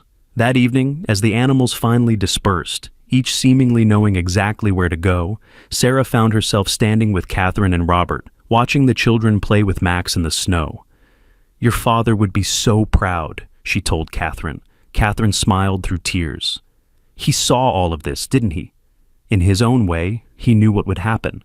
He planted seeds," Robert said. "And look what's growing." Tommy ran over, his cheeks red from cold, his eyes bright with joy. "Mom, Max says more are coming. Children from other cities. Their families are seeing the news and bringing them here." "We'll need more space," Sarah said. "More resources." "We'll get them," Catherine said firmly. "Dad's notes talk about this. He called it the awakening. When enough special children gather, others are activated, like a chain reaction of consciousness." "Activated?" Sarah asked. "Children who have the potential but haven't manifested yet," Dr. Reeves explained. Henry's theory was that these abilities are dormant in many children, waiting for the right trigger. "And Max is the trigger?" Robert asked. "Love is the trigger," Emma said, joining them. "Max just shows us how." That night, Sarah tucked Tommy into bed, his exhaustion finally overcoming his excitement. "Mom," he said sleepily, "Daddy came to my dream last night." Sarah's heart clenched. "What did he say?" "He said he's proud of us. He said we're doing what he couldn't finish, protecting people, helping them heal. Do you really see him, baby?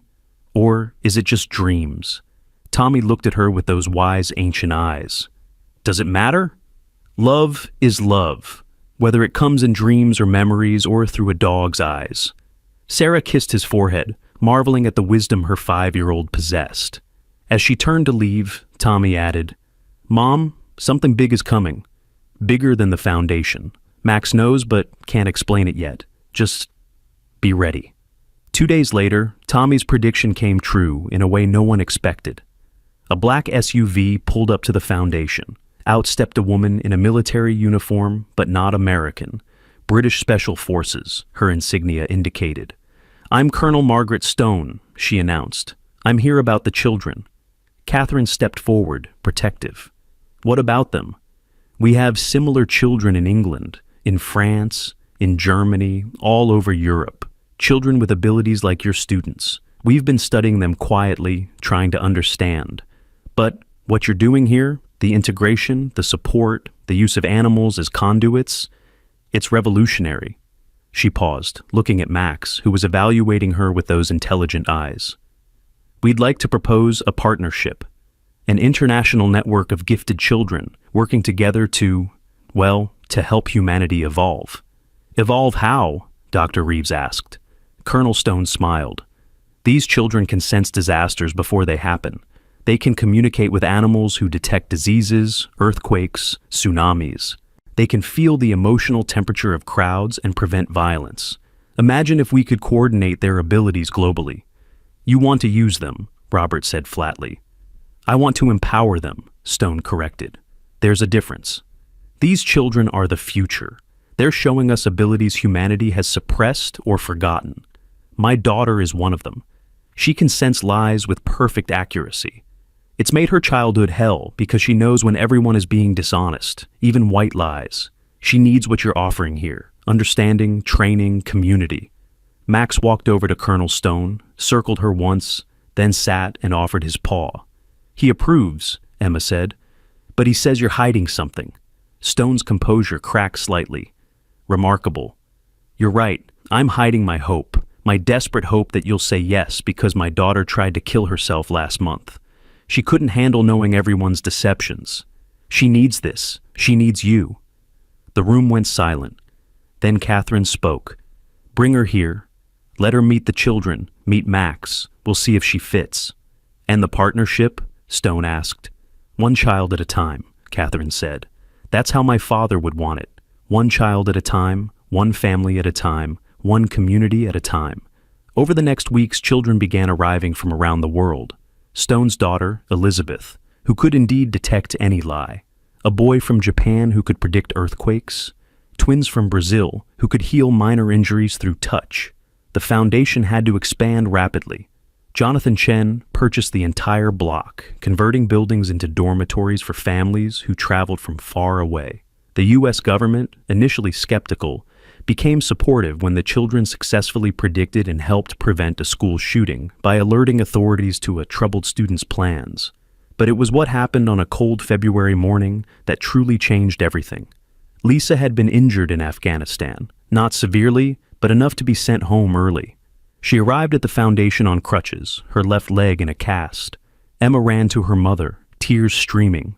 But when she hugged Lisa, something extraordinary happened. The pain in Lisa's leg vanished. The doctors later confirmed that the bone had somehow healed weeks faster than should have been possible. "I didn't know I could do that," Emma whispered, staring at her hands. "You couldn't before, Doctor," Reeves said, reviewing her notes. "The children's abilities are growing, evolving." Tommy nodded. "It's because we're together. We make each other stronger." Max barked agreement, his tail wagging. As winter turned to spring, the Walker Foundation had become a global phenomenon, not just for the children's abilities, but for what they represented: hope that humanity could evolve beyond violence and disconnection. The children worked with law enforcement to find missing persons. They partnered with hospitals to detect illnesses early. They helped agricultural scientists understand plant diseases through Sophia's botanical empathy. But perhaps most importantly, they showed the world that being different wasn't a disorder to be fixed, but a gift to be celebrated. One evening, as Sarah watched Tommy working with a new child, a girl who could see auras around people, she thought about how far they'd come, from a desperate morning at a train station to this, a global network of extraordinary children changing the world. "You did this," Catherine said, joining her. "You and Tommy. If you hadn't stopped that morning, if you hadn't listened to your son—" "Max did it," Sarah corrected, "and your father, through Max." "And James," Catherine added. "Your husband's sacrifice saved Lisa, which led to Emma, which led to Max finding Tommy. Every action creates ripples." Tommy looked up from his work, catching his mother's eye. He smiled that mysterious smile that still sometimes took her breath away. "The story's not over," he called out. "Max says this is just the beginning." And looking around at the room full of gifted children, their families, the animals that had become their partners, Sarah believed him. This was indeed just the beginning. The seeds Henry Walker had planted were growing into a forest, a forest where every tree was unique but connected through roots that ran deeper than anyone could see, where children who once thought they were broken learned they were whole, where families torn apart by misunderstanding found their way back together, where a German shepherd named Max had shown them all that love transcends species, that consciousness is more than neurons firing, and that sometimes the most important messages come from those who can't speak in words. As the sun set over Chicago, painting the sky in shades of hope, Max stood at his usual window post. But now he wasn't alone. Dozens of children stood with him, their hands on his fur or on each other's shoulders, connected in a web of consciousness that grew stronger every day. They were watching, waiting, ready to help whoever needed them next. Because that's what heroes do. Even if they're only 5 years old, even if they have 4 legs and fur, even if the world doesn't quite understand them yet, they show up, they help, they love, and they never, ever give up. The following week brought an unexpected visitor. Henry Walker's journal had mentioned a colleague from his veteran support group, Dr. Marcus Webb, who had moved to Alaska to study wolf behavior. He arrived unannounced at the foundation, weathered and wild-looking, with eyes that held the same knowing quality as Max's. Henry told me about the children, he said, without preamble, about what was coming.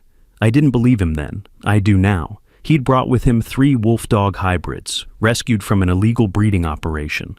They were too wild for normal homes, too domestic for the wild. Like the children, he explained, caught between worlds. Henry believed they could help. The wolf dogs were nervous, aggressive with strangers. But when Max approached them, something shifted. They communicated in ways that went beyond normal dog behavior, complex, almost ritualistic. Pack consciousness, Doctor, Webb explained. Wolves share a collective awareness. Henry theorized that some children might be able to tap into this. It was Marcus, the 7-year-old protector, who first connected with the wolf dogs. His ability to sense danger had evolved into something more. He could feel the pack's gestalt consciousness, their unified awareness. They see everything as one, he explained in his simple way. Not 3 wolves, but one pack with 3 bodies. This breakthrough led to a new understanding. The children weren't just developing individual abilities. They were becoming a collective, connected through their shared experiences and Max's influence. Dr. Reeves documented everything meticulously.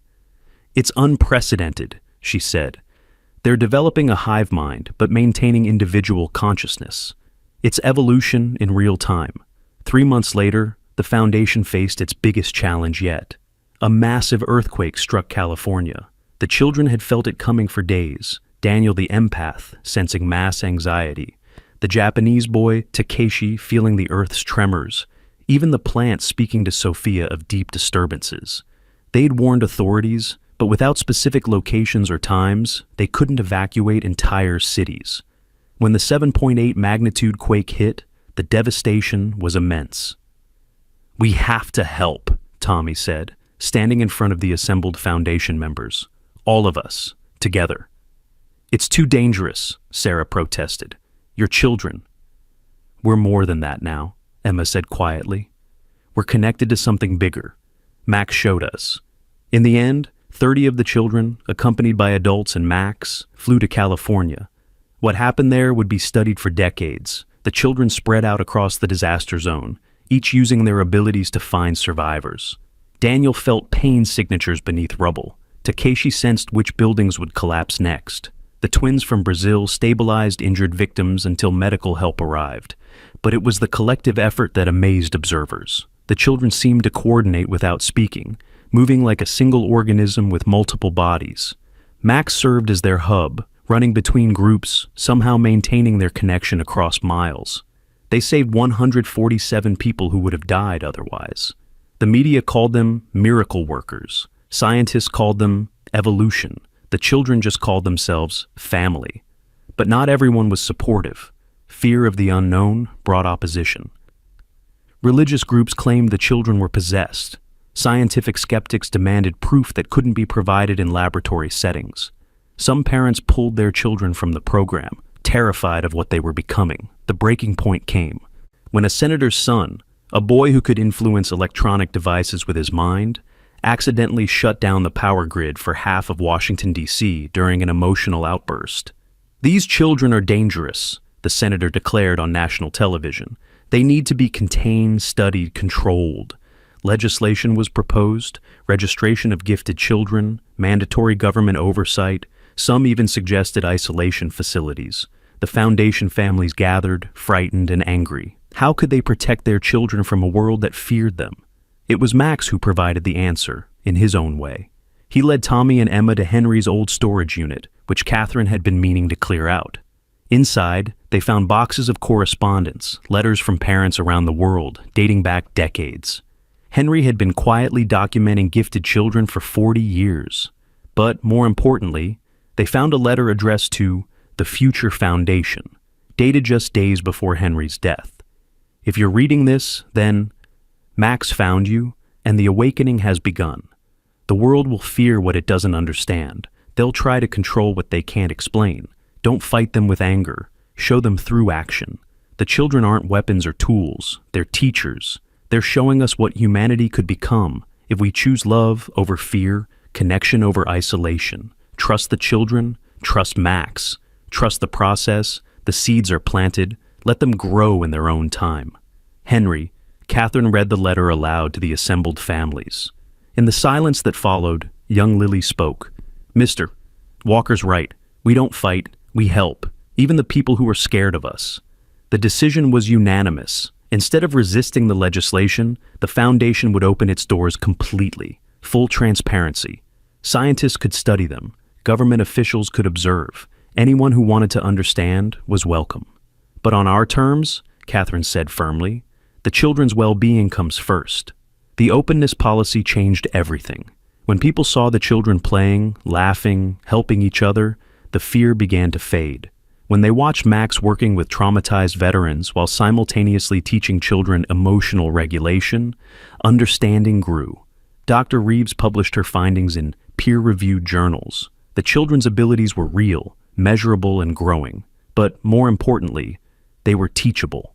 With practice and support, many people could develop similar sensitivities.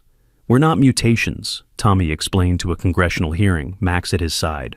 "We're just the first ones to remember what humans forgot. How to really connect, how to really feel, how to really help."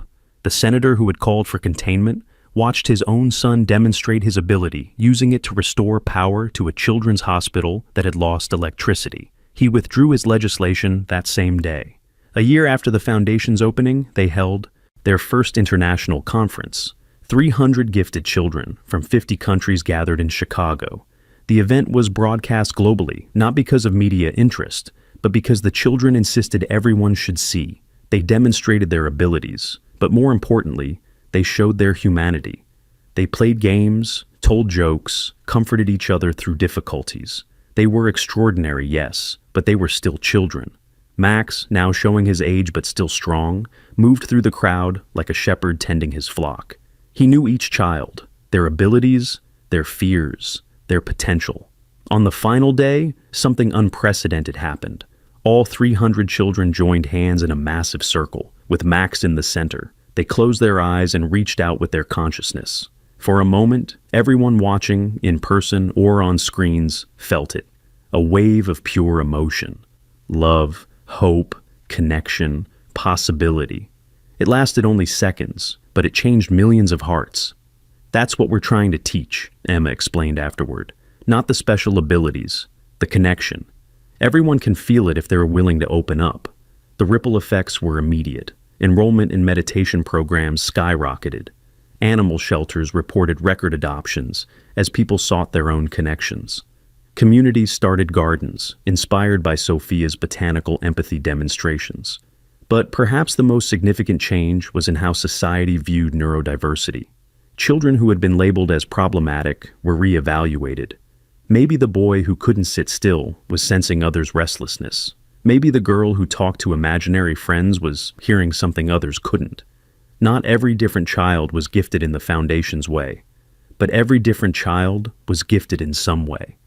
As Tommy's 6th birthday approached, Sarah reflected on the journey. 2 years ago, she'd been a struggling single mother, barely surviving. Now she was part of something that was literally changing the world. "Mom," Tommy said, finding her in her office at the foundation, "Max wants to show us something." She followed her son to where Max waited with Emma, Marcus, Lily, and several other original children. The German Shepherd, despite his graying muzzle and stiff joints, led them to the memorial garden they had created for Henry Walker. There, in the spot where they'd planted a tree in Henry's memory, something impossible had happened. The young sapling had grown into a massive oak, decades of growth in just months. "How?" Sarah gasped. "All of us," Emma explained. "Our energy, our love, our connection. We've been feeding it without knowing." "It's Mr. Walker's final gift," Tommy said, "showing us that love makes things grow faster than nature intended." Max walked to the tree and lay down beneath it, his usual watchful pose. But this time, he closed his eyes and let out a long, contented sigh. "He's tired," Lily said softly. "He's been working so hard for so long." They all knew what she meant. Max was old for a German Shepherd, especially one who'd lived such an intense life. The injuries, the stress, the constant work of connecting and protecting, it had taken its toll. Over the next weeks, Max slowed down. He still worked with the children, still served as their hub, but he napped more, moved carefully, let the younger dogs that had joined the program take on more responsibilities. One morning, he didn't get up for his usual window watch. Tommy found him first, still breathing but barely. The boy didn't cry out or panic. He simply lay down beside Max, his small hand on the dog's chest. "It's okay," he whispered. "You did everything you were supposed to do. You found us all. You brought us together. You can rest now." One by one, the other children arrived, somehow knowing. They formed a circle around Max, their hands on his fur, sharing their love and gratitude. Emma spoke for all of them. "Thank you for saving me. Thank you for finding Tommy. Thank you for showing us what we could be."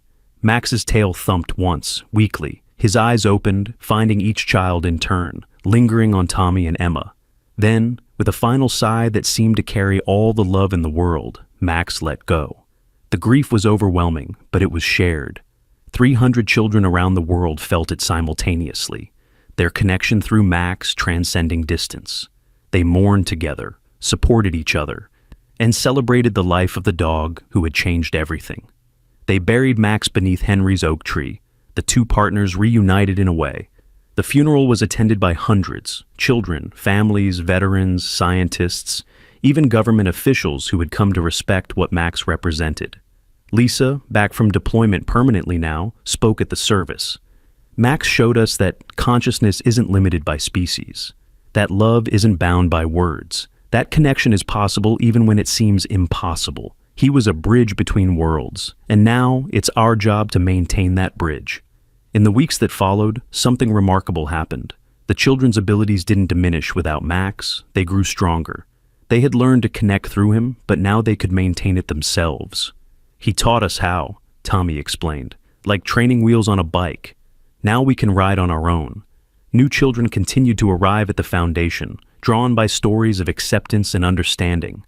The wolf dogs Dr. Webb had brought became the new facilitators, their pack consciousness helping children learn collective awareness. But Max's legacy went beyond the foundation. Studies showed that people who had interacted with Max, even briefly, showed increased empathy scores. Veterans he'd worked with reported lasting improvement in their PTSD symptoms. Even skeptics who'd met him described a shift in their understanding of consciousness. 6 months after Max's passing, the foundation received an unexpected gift. A pregnant German Shepherd, rescued from the same line that had produced Max. She gave birth to 8 puppies at the foundation. One puppy was different from the start. He would stare at the children with the same knowing eyes Max had possessed. He seemed to understand speech from weeks old. He gravitated toward Tommy and Emma immediately. "It's not Max," Emma said carefully, "but it's connected to Max, like an echo." They named him Hope. As Hope grew, he showed the same extraordinary abilities Max had possessed, but also something new. He could work with multiple children simultaneously, maintaining distinct connections rather than serving as a single hub. "Evolution," Dr. Reeves said simply. "Each generation builds on the last." The Walker Foundation expanded globally, not as a single organization, but as a network of independent centers, each adapted to local needs and cultures. The children served as bridges between centers, their consciousness transcending language and cultural barriers. They prevented disasters through prediction. They helped solve crimes through their various sensitivities. They revolutionized therapy by showing how emotional healing could be shared and supported collectively. But, most importantly, they showed humanity a different path forward, one where difference was celebrated, where consciousness was recognized as a spectrum rather than a binary, where the boundaries between self and other, human and animal, individual and collective, became fluid and permeable. On the second anniversary of finding Max at the train station, Sarah stood in the same spot with Tommy. Platform 7 was busy as always, commuters rushing past. "Do you ever wonder what would have happened if we hadn't stopped?" she asked. Tommy smiled. "We always would have stopped. In every possible timeline, we stop. Because that's who we are. That's who Daddy raised us to be, even if he wasn't there to finish the job." A woman rushed past, pulling a reluctant child.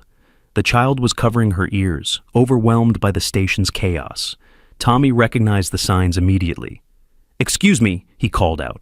The woman stopped, irritated. "Your daughter's not being difficult. She's hearing more than most people. The Walker Foundation can help." The woman's expression shifted from annoyance to desperate hope.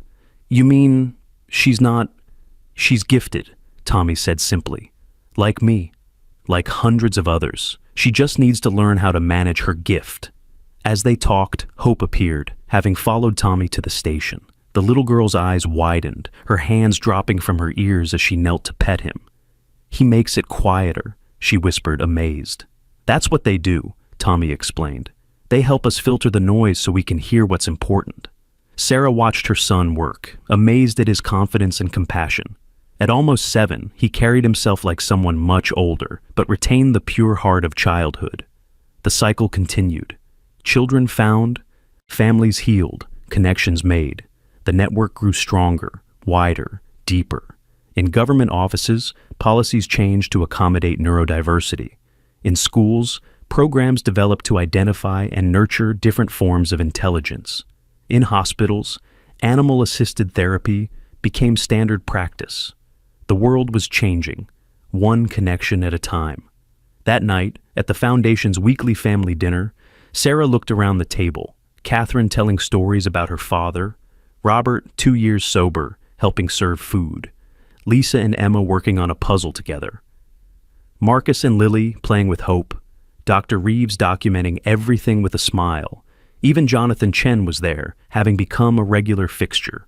These people who had been strangers 2 years ago were now family in the truest sense. "What are you thinking about?" Catherine asked, noticing Sarah's contemplative mood.